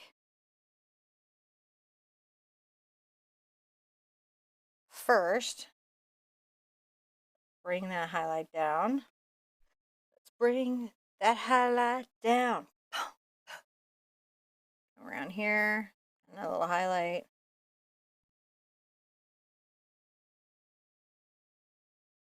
Definitely come in here. And we're starting to see these little fellows, right? What they are. See how that, let's back up out of that. It's just crazy that it comes in. Like, you're in it and you're like, there's no escape. But then there's a lot of escape, and then you're like, what? That's pretty cool. All right, I'm going to get some of my yellow. Definitely there's some reflections here that I want to talk about with the yellow. Coming on the outside edge with a little bit of that.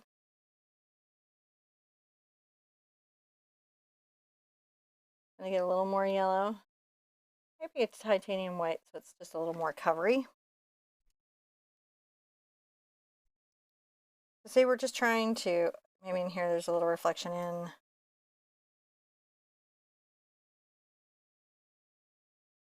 See how that's looking. Yeah, we're starting to pick it up.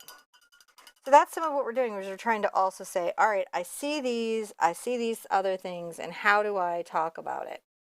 So I'm going to get my blue and a little bit of my zinc into this. Need it darker than that. You need some dark shadow on anything that's see-through. Bubbles, glass, weird vintage ornaments need a dark value to play against. Or you can get really lost in that space.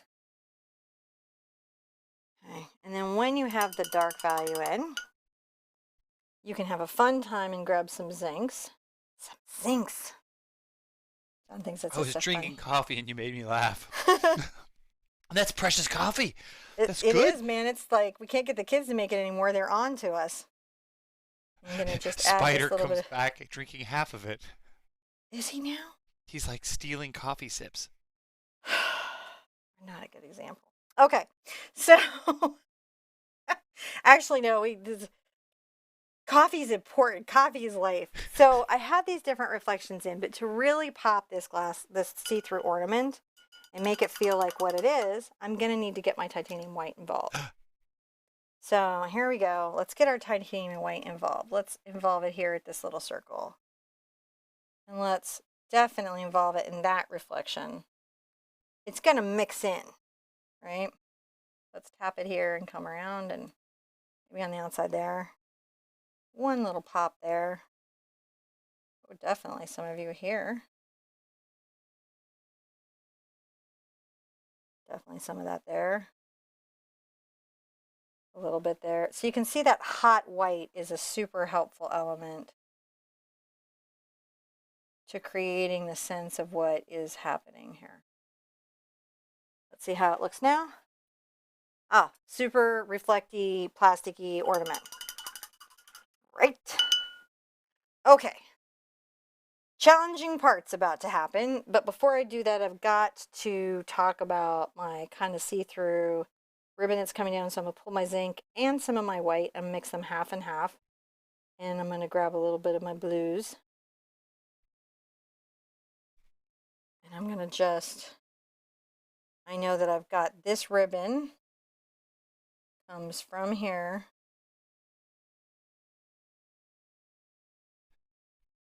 Now, if you're looking for the traceable for this, It should be online. yeah, if you check the link in the description down below, you'll find a link to our website and it's right there for you. It should be right there for you. Should be. Coming with a darker value.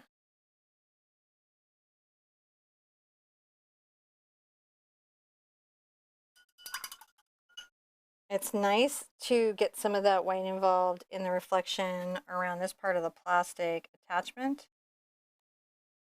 Like this. And I'm going to go get some of that white involved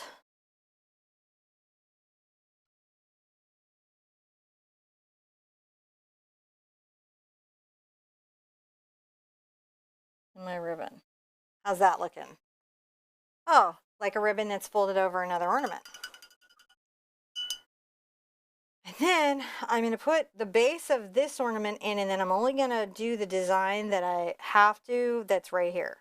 To do that base, I'm going to go ahead and take my black and my brown and a little bit of my yellow. And I'm making that deepest value, right? The deepest possible considerable value. And I'm going to come here. This is going to be a challenge for me, guys, so hang in with me. Oh, they're definitely hanging in. Bella was just saying that she's looking forward to painting this with her mom, and there were lots of people who were looking to paint with moms. So hi Karen. I hope you're going to be painting with us soon. We look forward to all the moms who are painting with us. I'm sketching this in because this is an involved little shape. It's a wild shape. It's an involved little shape. It's like this shape has a lot happening. It's not just passively being in my composition. It's So sparkling right there on the top. yeah, it really is, and it's very intrusive, and I gotta, I gotta think about what I got here. So I'm drawing it in, and while I've got this, I might as well draw it in low because I'm ready to put it over this as well.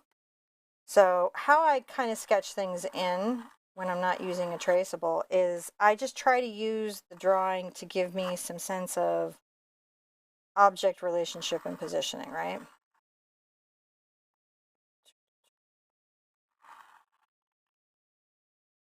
And then these would come across each other here.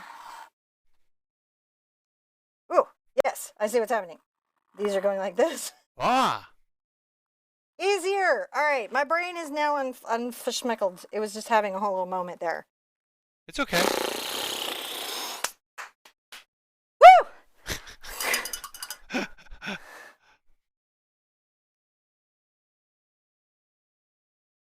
In my mind, John. Huh. Not that they remotely do, but my naysayers are watching, like in these moments, going, "She'll never do it," and then I do it. I'm like, "Ha ha ha ha ha!" But they wouldn't be like, "Why would you watch? That would be really weird." All right, so I'm gonna just get this basis in of things that I'm gonna be able to make a little, that I'm gonna be talking about.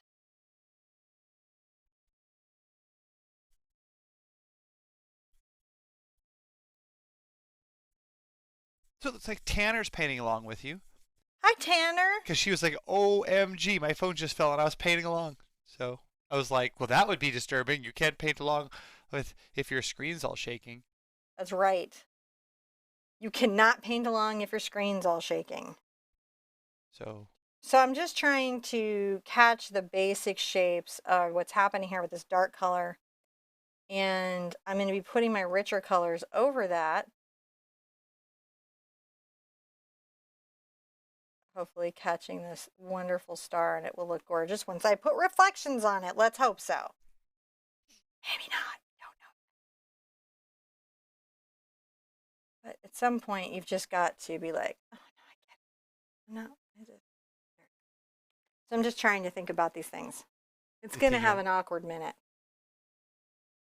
An awkward minute. Thank you for hanging in with me, Tanner. I'll tell you what, like I did that earlier today. I started my coffee cup without like having a coffee cup underneath it. John was laughing in the other room because he was just, from the sound, he could tell what had happened. Yeah, it was.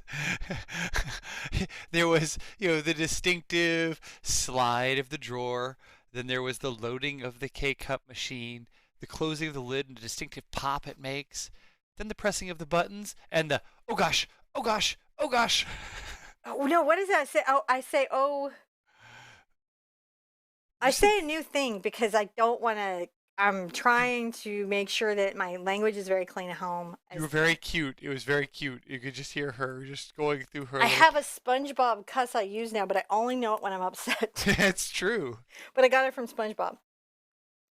I also like use What the Math and things from Galactica. I'm making the little balls here at the basis of the balls. So that's what that whole nonsense is about. Keep your language clean.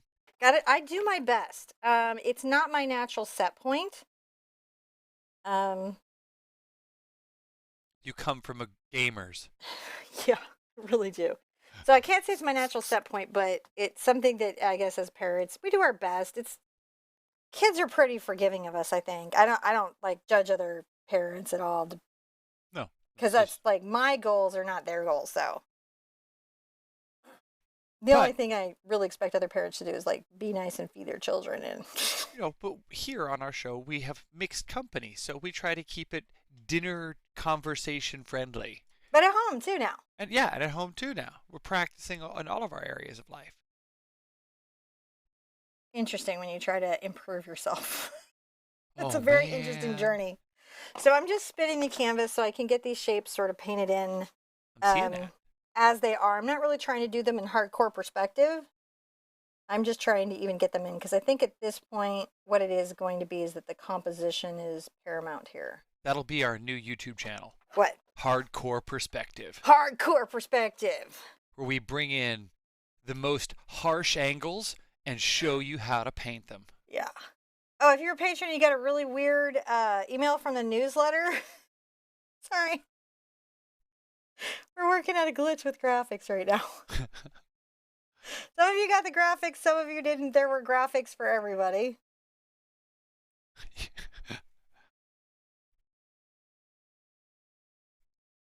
All right.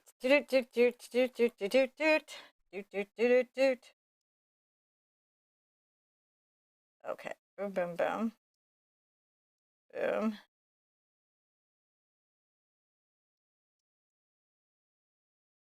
I'll go ahead and make sure I've got those little extra prongy things because I think they're important. So you can see like it's at this stage, it's not going to be that neat and tidy because I'm just trying to get in.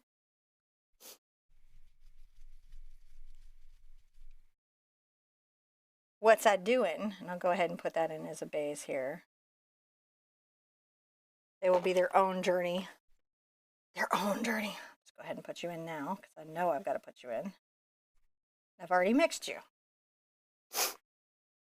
How's it looking comp-wise? Good. Okay. Yeah, really good. Just grabbing some paint and continuing to paint on. Actually, we're going to get to this much easier than I thought. Because some of the things are making more sense to me in my mental space on how I'm going to explain them, so that helps. Because it's a very interesting thing, and I'm sure many of the art teachers out here will echo this experience, which is that we can, as teachers, like you can know how to do a thing, but explaining it is a whole next level. Then right? And that thing where like those that can do and those that can't teach, no, only those that can do teach. And then you're going For to real. teach while doing it, is a whole different extra challenge, Then you're going to teach while doing it while talking to people. right? That saying like has always made me crazy because I'm like, well, to teach the math, you've got to be able to do the math. You know what I mean? Yeah. I actually like that is the end of *Halt and Catch Fire* that he became a teacher. So I was like, that's appropriate. Dude probably has some advice by now. Yeah.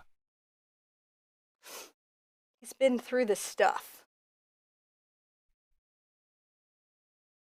I'm going to just make sure that the little ball shapes are kind of like around this. Those will be done more in detail, but that basis, that dark painting will help me build them up. Because the shadows are as important as reflections in metallic surfaces. Or in gems or in any of those things. Oh, and I'm just trying to remember, it goes ball, an oval, bigger oval, and then another little ball, and then a little line. So this is getting to be a lot like our still life painting with the fruit and the grapes and the flowers. But that's good. We haven't done one of those in a while. We should do one again soon. Well, you're doing one right now. Well, no, I mean like a multi episode painting. Where, catch up on my quest though before I take on any new projects. It's new rule. All right. Last one. It is. Last one. This is what time lapse is for. This moment right here. Well, then we would miss out on the chat with everybody. Then we do miss out on the chat with everybody. So now that I know where both of those objects are, and hopefully anyone who's wandered in is like, whoa, those look real, man. Hopefully. Yeah. I'm going to go ahead and mix up a good amount. Actually, I may even just go ahead and grab my palette knife. Why am I struggling? I know I need a bunch of it, so why not get a bunch of it? So I'm going to take a little of my black out. I'm going to put some of my brown in there. And then I'm going to get my yellow in there. Let's mix up a bunch. Oh, there we go. So this sort of green-brown color is the basis, what we already did, but now I just have more of it. I'm going to mist in there so it's a little wetter so it flows out better. Some of what you see picking up is the paint trying to skin. Because it wants to skin always. It does. It does. I'm just taking this off because I don't want to mix it again off with my brush. I'm not in general paints fussy, but in this particular case, I really need to be. So now I know what I can see. I know what I'm going to be painting up here. Whoops, nope. That had white in it, and I don't want any white. So we're going to come across the top of this.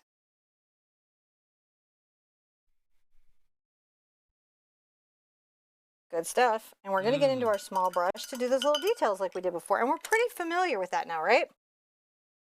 So first, our little dark color. I might even get a little more black into this because I really want it to pop. Come around here. And this one is positioned a little differently than its little friend.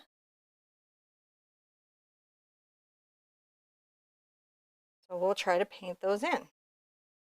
Like you do.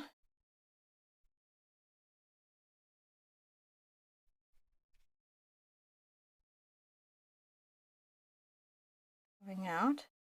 And you can see how this helps us paint things. We don't have to paint things that we wouldn't maybe see. So there were some things that we had to layer over it to even know what we were going to put underneath it.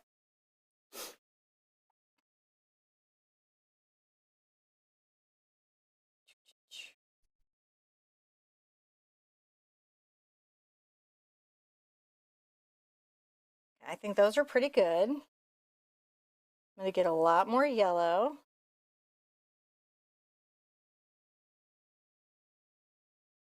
More yellow, and I'm going to get some white. And I'm going to start doing that reflection that we did before that was so effective. That looks really good. I just tapped a little glitter. Uh-oh, I forgot a color. What'd you do?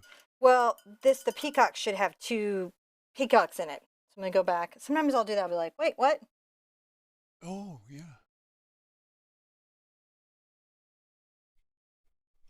I want it a little bit more robust. because I want to be able to see the shadow. That's all that's happening. So now I can go back and get this and be like, oh no, there you go. Little taps. These incredible little highlights, right? That are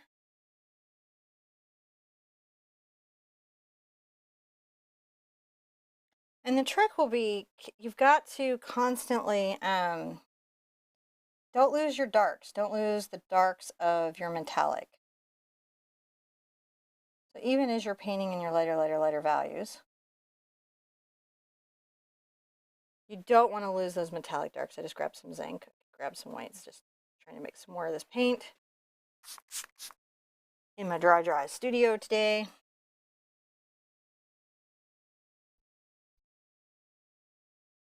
I'm just trying to make sure that I've got that stippling little thing. Did you see the dark values peeking through?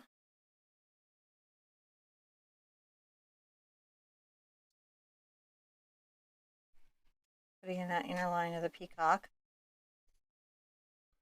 And we need those three, right? That's the three values for our metal. Mm-hmm. Lynette says this is amazing. Thank you, Lynette. I'm so glad.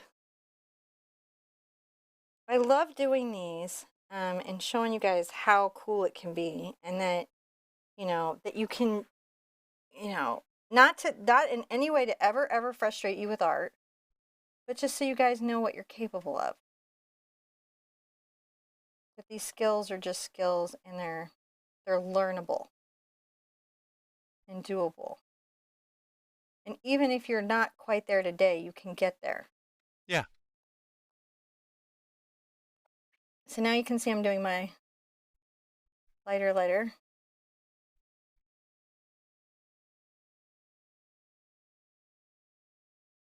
And here we go, painting a metallic effect without using any glitter. How's that looking? Glittery. Right, we're not using any glitter, we're not using any metallic paint, but we're getting the effect that we would have stepping up and down.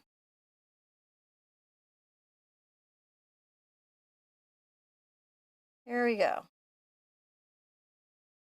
There we go. Believe in yourself. You've got this.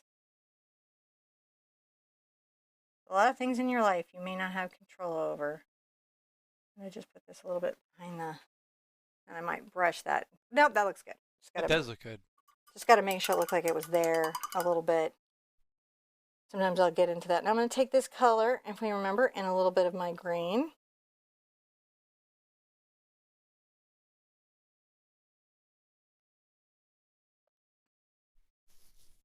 Oh, I'm looking at that going, I don't need that color.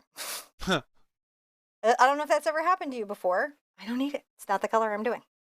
These are not the colors you're looking for. Not the colors I'm looking for. I'm actually going to be using a dark purple. Go figure. Sometimes that happens.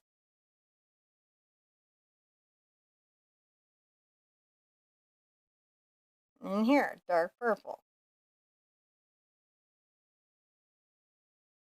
All right, dark purple. It's fine. You're going to be the shadow on something. You'll be fine. It's fine. You're good. You're fine. Sometimes that happens. You're just like, all right. And since I did it here, I'm going to do it everywhere else.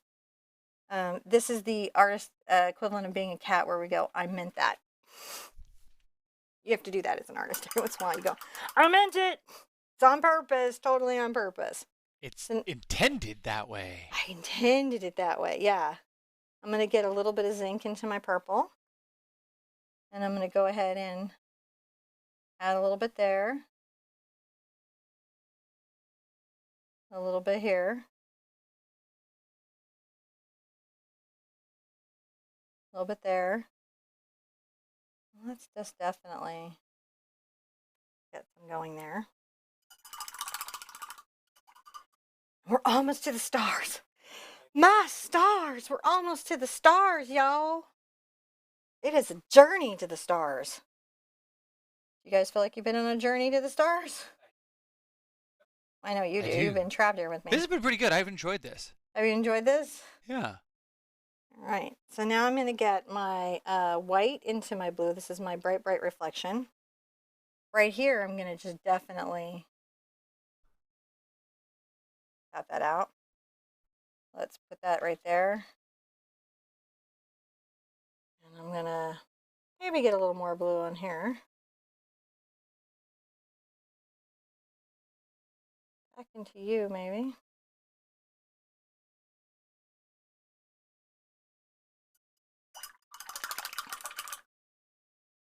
And let's get a little bit of this magenta going. So I'm going to get some magenta. It's got a little purple in it. I'm going to definitely make sure I've got some titanium white in here.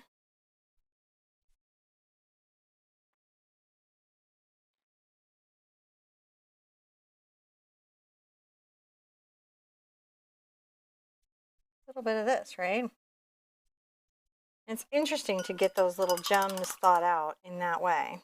If you lose anything, you can always go back, you know, with a little bit of color and be like, oh no, there was a little right here and you don't want to lose it. Don't lose it. Just put it back. It's hard sometimes to wash pigment out of the smaller brushes. And if you have to thoroughly get it out, don't forget to wipe them off or a drop will come down the brush and attack you. It'll get you. It will get drop. you. It's going to do it. I'm going to add some yellow because we had some yellow gems. And then I'll go ahead and get some white onto here. And highlight those yellow gems. And I may even highlight this craziness. Some of the colors here and there that I had going. Just to exaggerate their glitteriness. The glitteriness. Yeah. Can't exaggerate the glitteriness too much. But that is that ball. I'm going to sip my coffee for a second and set my mind before I have to do these stars, which are themselves their own little journey. I'm telling you right now. I think they're pretty good. I think this is going to be good. I love it when people are like, it's not going to look like the picture, and then it totally looks like the picture. But you can see up close that these are brush strokes. You can see them. Well, yeah, someone was coming in and they were saying, you know, that the picture was deceiving because they thought this was going to be super simple. And I guess you could make this simple, but I mean, it wouldn't be the picture then. It wouldn't be this picture, would it? Yeah. It would... Yeah. I would say that the deer is super simple. And the Christmas tree, I got some Christmas trees. I do have some super simple lessons, but yeah, sometimes when we're as artists, we're picking something to paint. And I think this happens to new painters a lot. They'll pick a photograph that feels really simple, but actually its execution is pretty complicated. Get in it and go, I don't know what's happening. I must not be artistic. When actually it takes years of experience to nope out of a photograph early. It does. Knowing that a photograph is not going to work or is going to be a challenge and going, okay, I want to do it. I'm ready for it. Or, oh, wow, I'm never going to get that done. That actually takes a bit of time to process. I'm going to let you hit my coffee too. So that's an interesting thing. While John's microwaving my coffee and I mentally prepare myself for these stars, do we have any questions? John just gave me the greatest face in the universe. The married to it face. It's the married to me face. Because he's like, I'm just getting my coffee right now. I gotta get my little tiara. Really, this is, look, my elfin tiara is crooked. Hot Topic. Part of the Blackheart collection. They have them in the buy one, get a bazillion headband section. The plan for next year? The whole plan for next year? How about just the art quest? Okay. We are finishing this year's Big Art Quest. Next year, the Big Art Quest comes back, bigger, better, and everything I've learned from you guys. Huh? Okay. It's going to come back. So I'm redoing the whole thing. And there's going to be a book. There's a workbook. It has to launch because we're going to do another thing next year, which is really, really big. But I need to get it out before we go. So you're going to get we're rebooting the 2016. So this will be what you have to know to really be painting.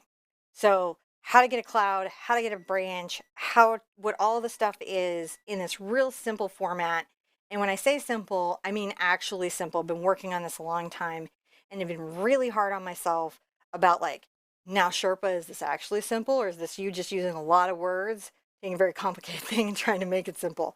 And if I couldn't explain it just boom, then I just put it to the side until I could. So it's color theory, simple. It's art, simple. And it's definitively the last, like the thing that you need to know. This is what you're going to give as a gift to your friend that wants to start painting. This is going to be, you started me on a soapbox. I don't know if you intended to do that.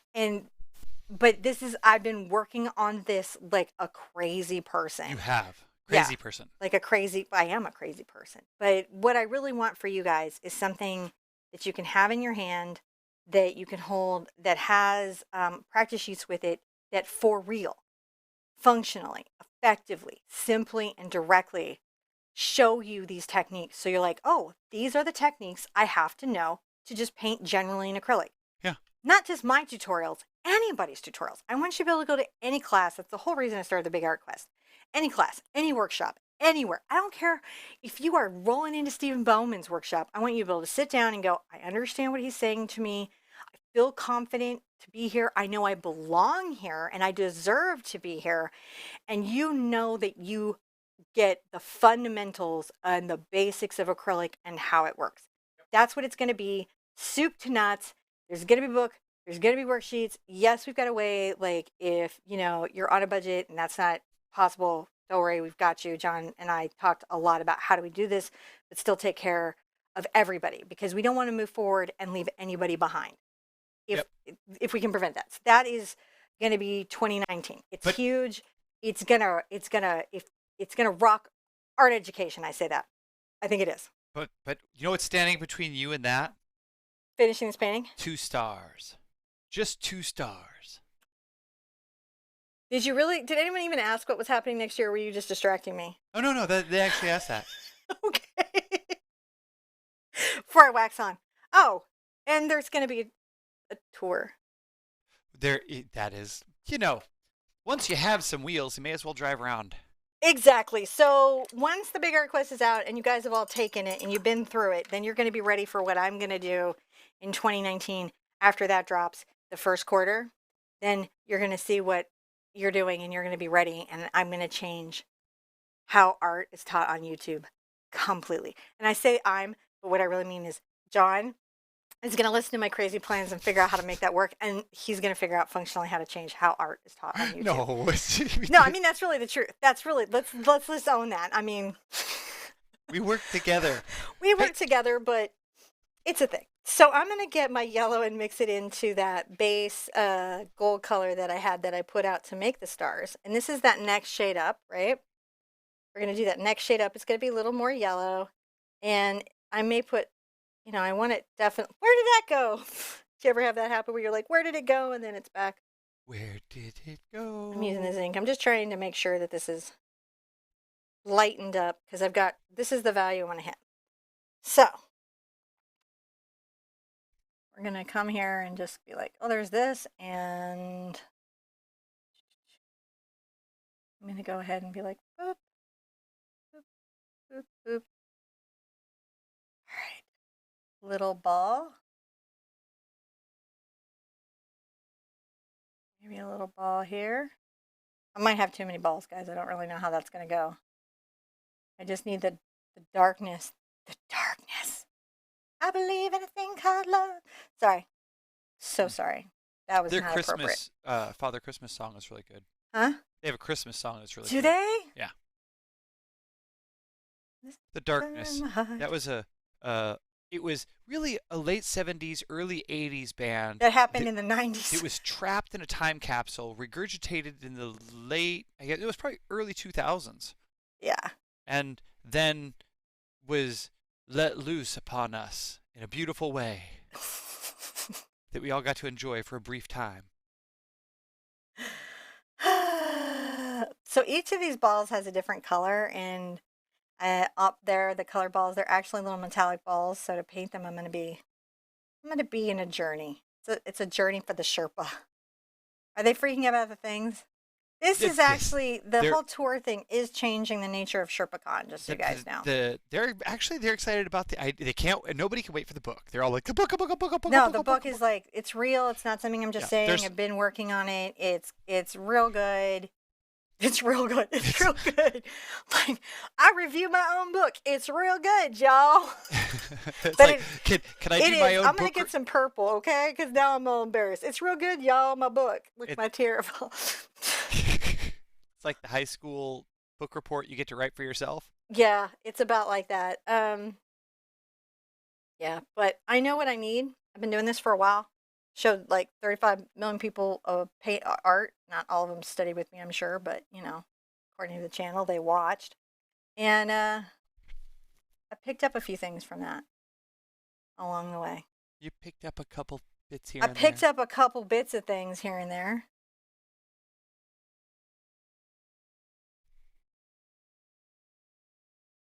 I am just trying to paint in these stars. I got my purple all here. I feel like I'm just a bill. I'm only a bill. Sitting up on No, I'm sorry. Just No, Schoolhouse we're Rock is. singing. We're not being political. This Huh? is you're singing, not being Oh political. gosh, no. And I don't want to be political, but sometimes Schoolhouse Rock like comes back to me. So I'm just trying to make sure that I've got some base colors to do these things in. It's very exciting to me. Now I'm going to, interestingly enough, I remember how I said that Cad Red and Docs do some cool stuff. So we're going to do that together. Come on, you know it's true.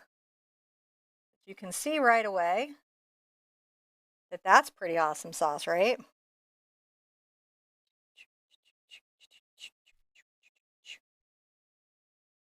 This is actually coming together pretty quickly. I'm hoping. I really like doing this stuff. I can't believe like the completely hot mess way we're like, hey, we're doing a thing. We are doing a thing. We're doing a thing. Uh,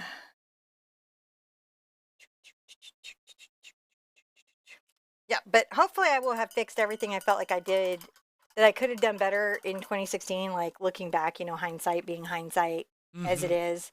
Mm-hmm. You just kind of go, oh, I think I could have been or done or I'm going to get some of this orange purple mix into my gold mix.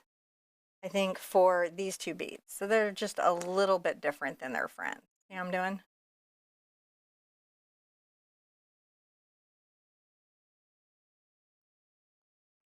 I suppose I could be doing this all down here too. Goodness gracious. I'll But do it again in a minute. We'll do this one and then we'll do this one and that's how we're doing it, okay? This that's is what we're what's doing. going on. That's saving my RoboCam from running around. Is it? Well, yeah. Okay. I'm going to get some blue. And it's going to go a couple places, right? So this blue will go right here. You're gonna blow it up. I'm going to something it. Blew it up. I'm going to blue it up. And then this has this blue. You blew it up. I blew it up. Didn't know why. With ultramarine blue. Or no, what is No, this? this is just Phthalo blue. I don't have Phthalo any blue. ultramarine. I You don't tried to have any. limit the palette on this.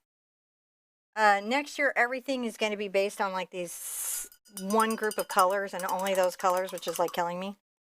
But BAQ, you got a set palette. Yes. Sorry. Now you got me talking about it, John. But This is a problem. I did it. You did it. You said, what's happening next year? And I was like, what, everything? And then you were like, yeah, everything. And I was like, okay. I'm going to get my zinc in here. A little more blue on that one. But you see how it's got that kind of vintage, kind of aquamarine green cast, right? Look at that. Yeah. Isn't that crazy?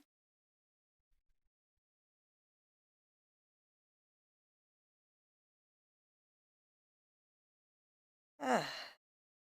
Enan's gemstone, man. So let's get some of this. And now I'm going to go around some of these a little bit, smoothing it out.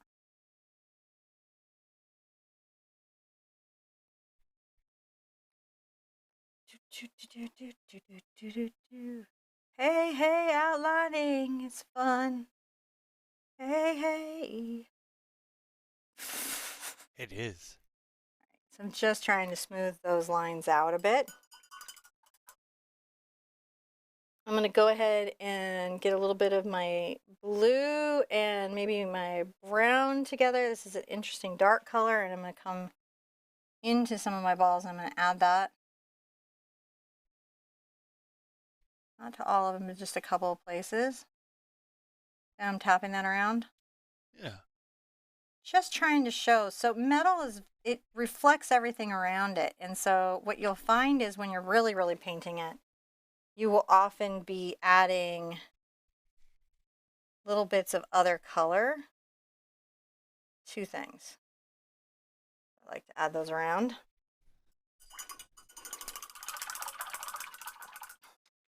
Oh no, we're doing so good. All right, let's get that very light color.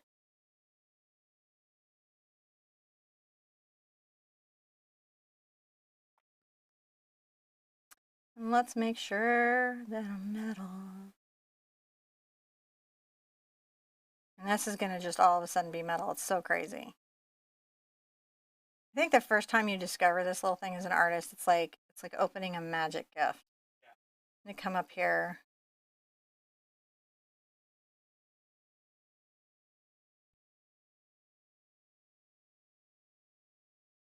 How's that looking? Let's look back. Oh, we're starting to see the reflections, right? Oh, yeah. So where we've got the gold balls, we can kind of come here and, you know, add a little bit, even out here. How that's going. On the purple one, we'll go into the magenta and then also into the white. And then we'll make sure that right here we have like a little bit of that.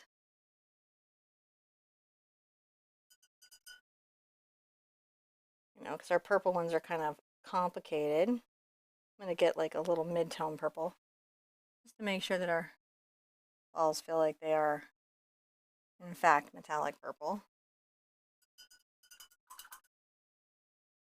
Then a little blue and white while we're at it, right? Fussiness, jump around, have a jump around. All right, look back at that. It's crazy up front, and then from a distance, you're like, from a distance, my Actually, painting's good. I don't think it looks all crazy up front. I think when you get it close on it, it looks cool. All right, now just to really anchor everything, I'm going to grab a little bit of black, and I'm going to come inside and anchor some, not all, of these balls with this sort of line. Can you see it? Yeah.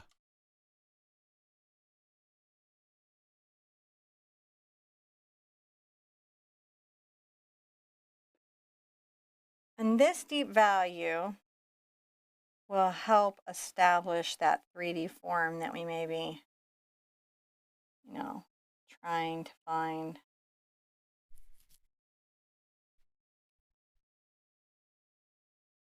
And I try to put this in such a way that it's not cartoon lining in any way. It's simply simply finding that deepest shadow within the object. Now I'm going to get a little of my yellow, a little bit of my white. I'm going to come right here, make sure I've got those sort of, maybe a few of these. Not everyone, just some. Get those little highlights. You're rinsing a lot. Huh? You are rinsing quite a lot to make sure your pigment's Yeah, well, clean. I'm changing pigments, and I'm kind of thinking through this. This is a challenging little piece, in case you hadn't noticed. You know, I've been here for a minute or So so. I'm adding the highlights to these, so I'm just looking like You know, the it's a first of the 3-hour tour. highlights. Now I can come into the green one that I had where it was the green and the brown. Just work that a bit, but I'm going to get a much lighter version of that, right? Sorry, I stepped on you there. I said it was. You did? Yeah, it's a 3-hour tour. I know, it is a 3-hour tour, so I guess it maybe needs to be elevated to 3 hours. 2.5, maybe.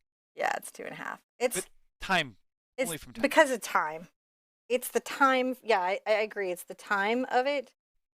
I'm going to get a little more green into that mix. There we go. And And I'm Lynette's just still, she's still leaving painting those with little us. shadows in there, but you can see I'm picking up the brighter colors like you do. Now let's get into our magenta. We are going to tone it with a little bit of the purple.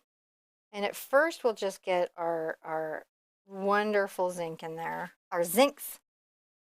Zincs are beautiful. You are beautiful, no matter what they say. Words won't bring me down. Take me down today. And then I'm going to go in here and start to lighten up this fabulous central gemstone. Too good, right? Yeah. A lot of rinsing. I agree. Next color. Even though everything's skinning, I'm still here. We're going to be doing this fabulous kind of red. Go ahead, and I'm even going to put some quinacridone in there. I want something that's just shocking, and you can see that that's quite shocking. Look how shocking that is.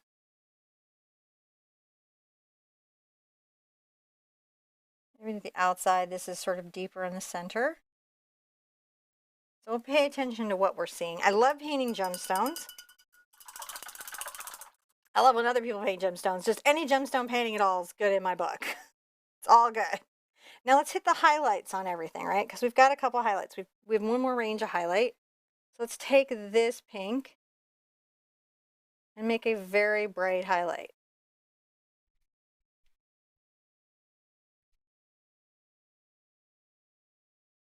A little more pink than that, but you know what I'm saying. It's up, up, up. There we go. And definitely here. Add some here to this outer edge and belly space.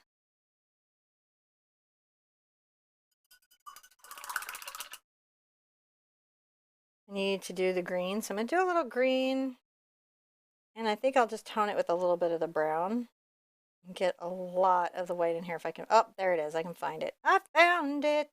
I found you. Where did you find it? Oh, and the hardest place to find any color that I ever mix. On the palette. So we green that up because we want that to feel green, but we haven't taken out. The trick with your gemstones is try not to remove your darkest values. I'm going to pick up some of my pink, right? Try not to remove your darkest values. They're very valuable. They are. They're what gives the gemstone depth and color. You know, you can take these to, and you keep repeating reflections or reflections or reflections as far as you need to take this, and it will get you there. Let's get some white now, and we're going to really, really pop it. So put some there,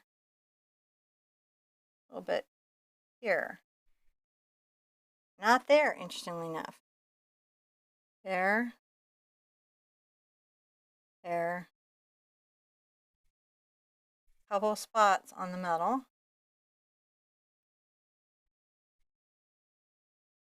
When we back out from this, y'all are going to freak. In a good way, I hope. Oh yeah, this is looking great. A little bit here and there. So you don't want to hit every one. Here. Now, some of these have a little white reflection and some of them don't. So I'm just trying to be respectful of where that is happening and where it's not. Because I'll need to go back with a yellow one. And it looks like a blue one on these. But I can hit this. A little bit right here.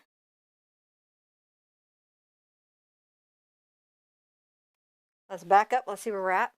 Oh, whoa. That's looking fly. So fly. All right. For purposes of it being a gemstone, I'm going to grab some yellow. It doesn't matter that it's going to get a little bit of cat in it. I just need to show that. And that.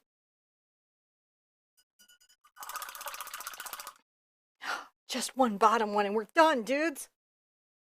It's amazing. You can finish a painting like this in very short order. Yeah. Okay, so see how that's got a little blue on it?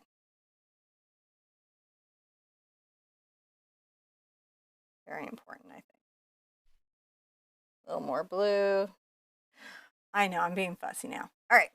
I feel like we've got that top jeweled ornament and it looks gemmy. Does it look gemmy to you guys? Yes, Gemmy, very gemmy? gemmy. Very gemmy. That's a. Oh, you moved. Flipped it. I flipped it. I You flipped did. it. The scripted. But I was gonna say over here, it's looking very gemmy. At the top, it's gemmy. At the bottom, we got to make it gemmy too. Yeah, Let's definitely. that one's. I really like that one. It looks super gemmy. Does it? Yeah, and so do the what do you call it? The other ornaments on there. No, thank you. I'm taking a little bit of my magenta into my purple, and I'm going to grab just a smidge of my zinc just so we can see it. And this time I'm going to be a little bit smarter about what I'm doing. Change the reference. I'm like visually confused now. Flip the reference photo upside down. Yeah, I need to. I need to. Let me retape this up. Oh, my low tack tape did not low tack. But I just really want to do this, so. All right. Well, All right. we'll So all flip the reference image upside no, down. I mean, yes, for them too. It's very helpful because, like, nobody can think upside down, right?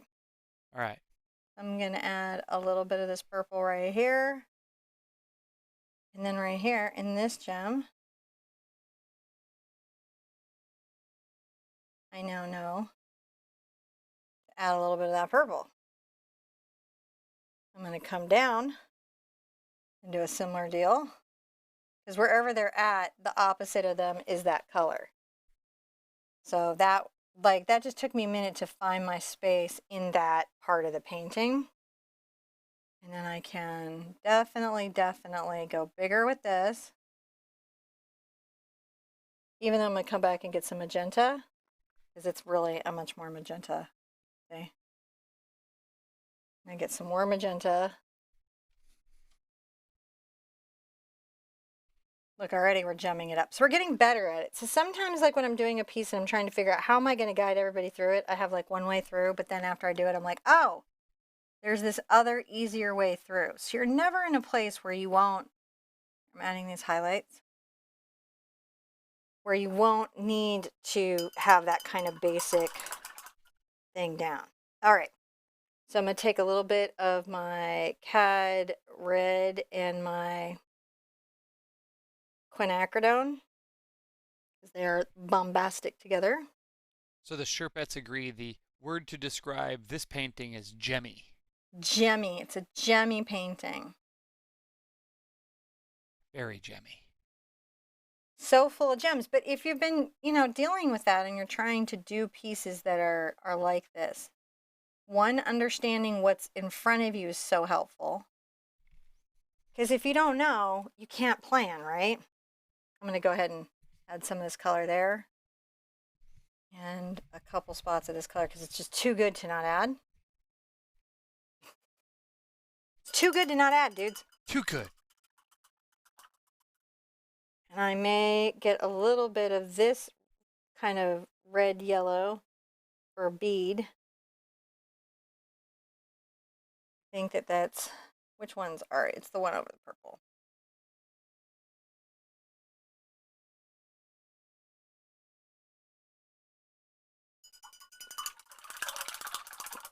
Ah, all right. Let's take our green and our brown, whatever's left there.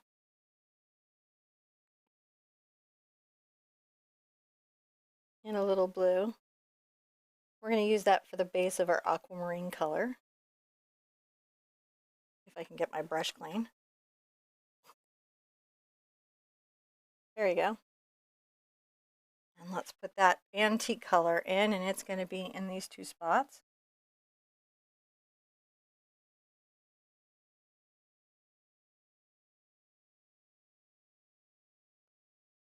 I really like this one a lot. This is super, super gemmy, and it's right. It's not.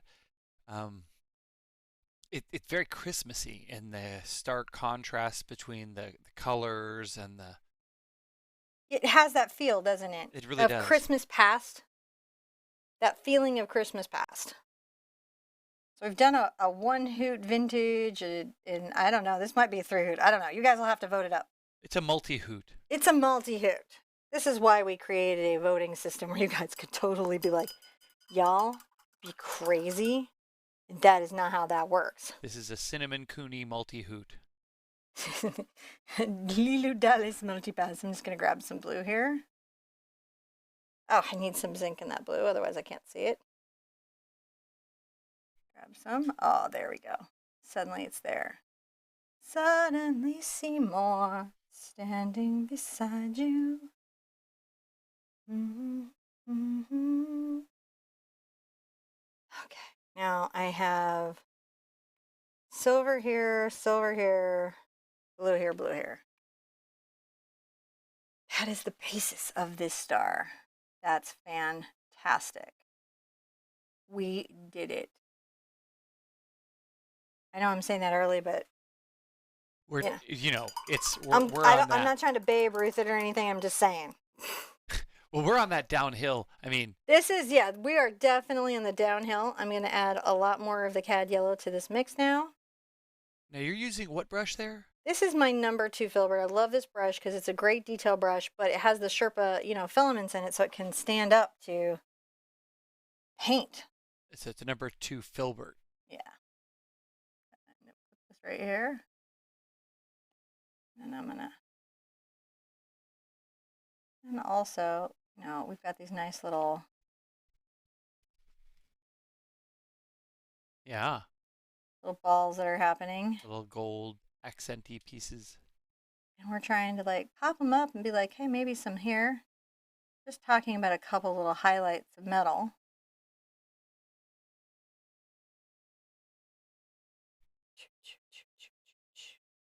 Suddenly see more standing beside you.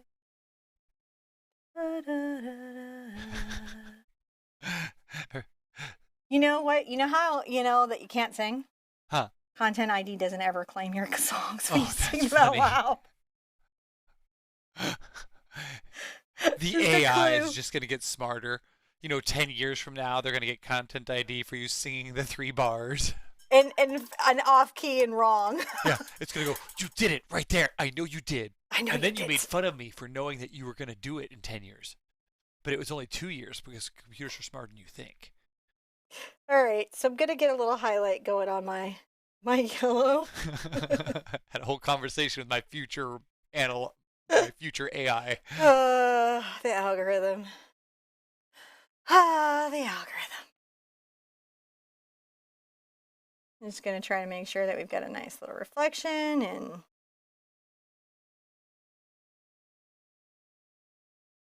where we might have one.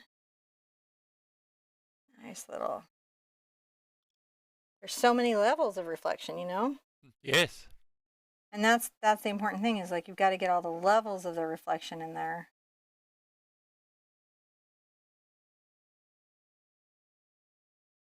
Or it's just not happening. If a reflection happens and nobody sees it, did it make a sound? Nope, but it might have made some light. I'm just being funny, John. Don't you think I'm funny? I was being just cheeky. You're not cheeky. Light doesn't generally make sound. I know. I was being cheeky too.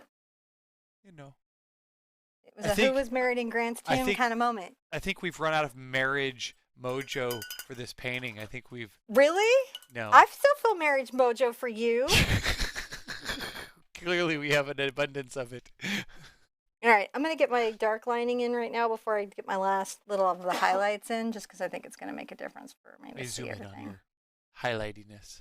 I like those. That's what really makes this all super pow. Was those extra contrast bits you're adding. Yeah, and it's an important step to take, I think, when you're trying to really show. I think so. What's happening.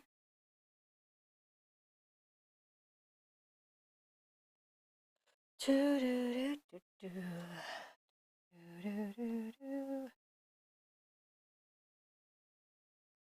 you want to take those extra steps because Goodness gracious, you've worked hard enough on the painting, right? Mm-hmm. So generally the feedback I'm getting, whatever it takes me online to paint, most people at least triple it, and don't feel bad if you do. Right? Mm-hmm. Okay, let's look back at that and see where we're at. Is that all? It's almost there. We'll have to do that last reflection, but we're getting there. The last reflection. All right. So I'm going to take this and this, and a little bit of this.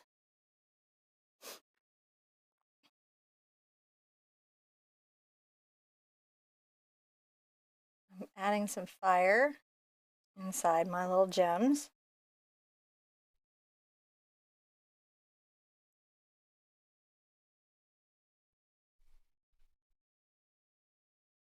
Just putting those around.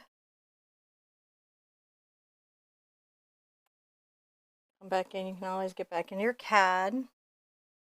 A very strong color that you can add to something to pop it. Now I'm going to get right into my yellow. Right here. Pure, like a yellow pop. There you go.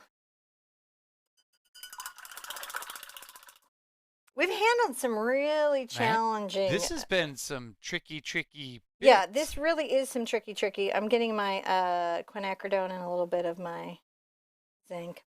This type of work, yeah, it is super challenging. Here I might add some. I feel like it didn't have enough pop. Need more pop. I feel like it might need more pop, but we'll see. Okay. Weird things that distract you while you're painting. I'm definitely going to come on this side and add some of these little bright pops.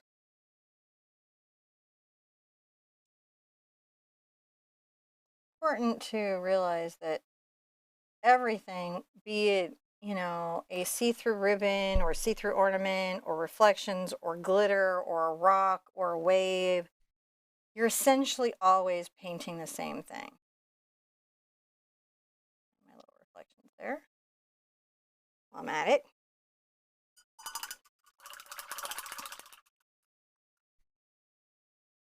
And I think I'm going to grab just a little of this right here and just try to come in and work this because I feel like this gem has some more going on around it I could play with.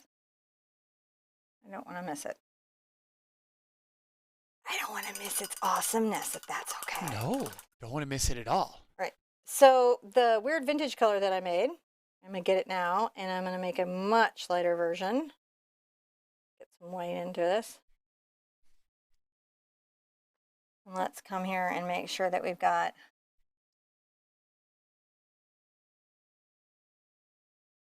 some much lighter areas.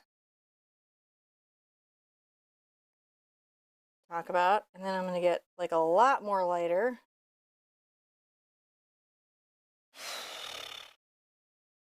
Right there.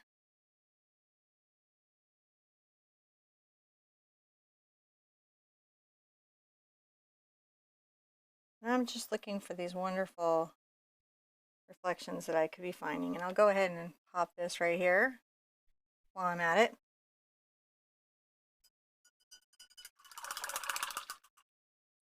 Just the blue and then the highlights, guys. Yep, that's where we're at. Just the blue and then the highlights. So we're going to get our blue color that goes into our blue gems before we highlight to help them blue up. Oh, isn't that nice?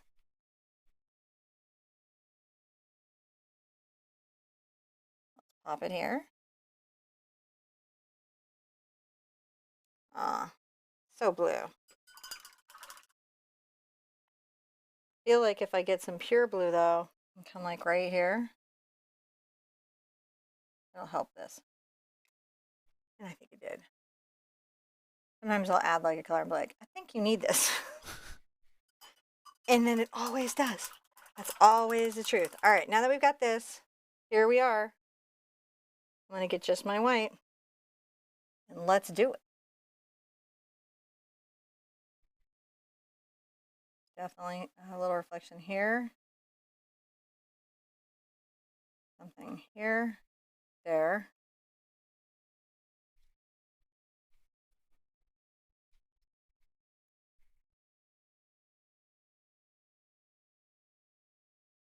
We already got this one here. Oh, so much happening here.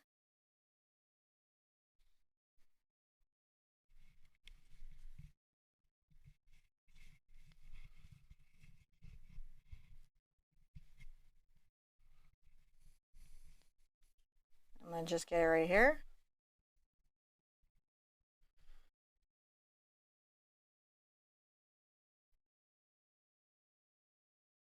A little more white. And we're going to evaluate, even though we're tired, just make sure we're happy. I'm going to flip it around, John. You ready? I'm ready.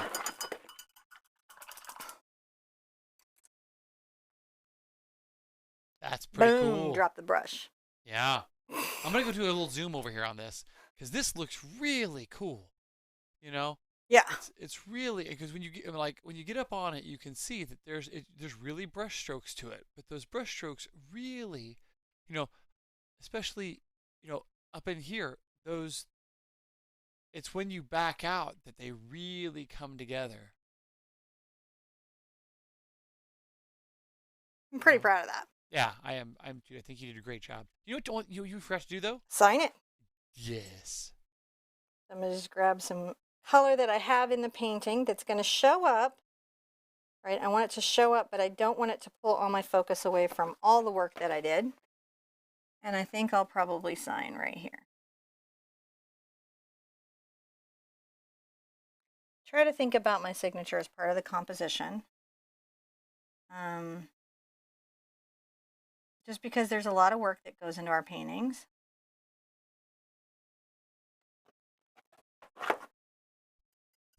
And I don't want it to take away from the work that I did. Pull the eye away. All right, we did it. Tomorrow's super easy. Yes. Tomorrow's very chill. I feel like I'm saying that, and I feel like it's probably true. It'd be very fan brush centric. Be good to yourselves. Oh, Puffy. Still there? It's still there. Be good to yourselves. Be kind this holiday season. Be forgiving. Be understanding. Give yourself a break. Be good to each other. We're all going through it together. And I want to see you at the easel really soon. Bye-bye.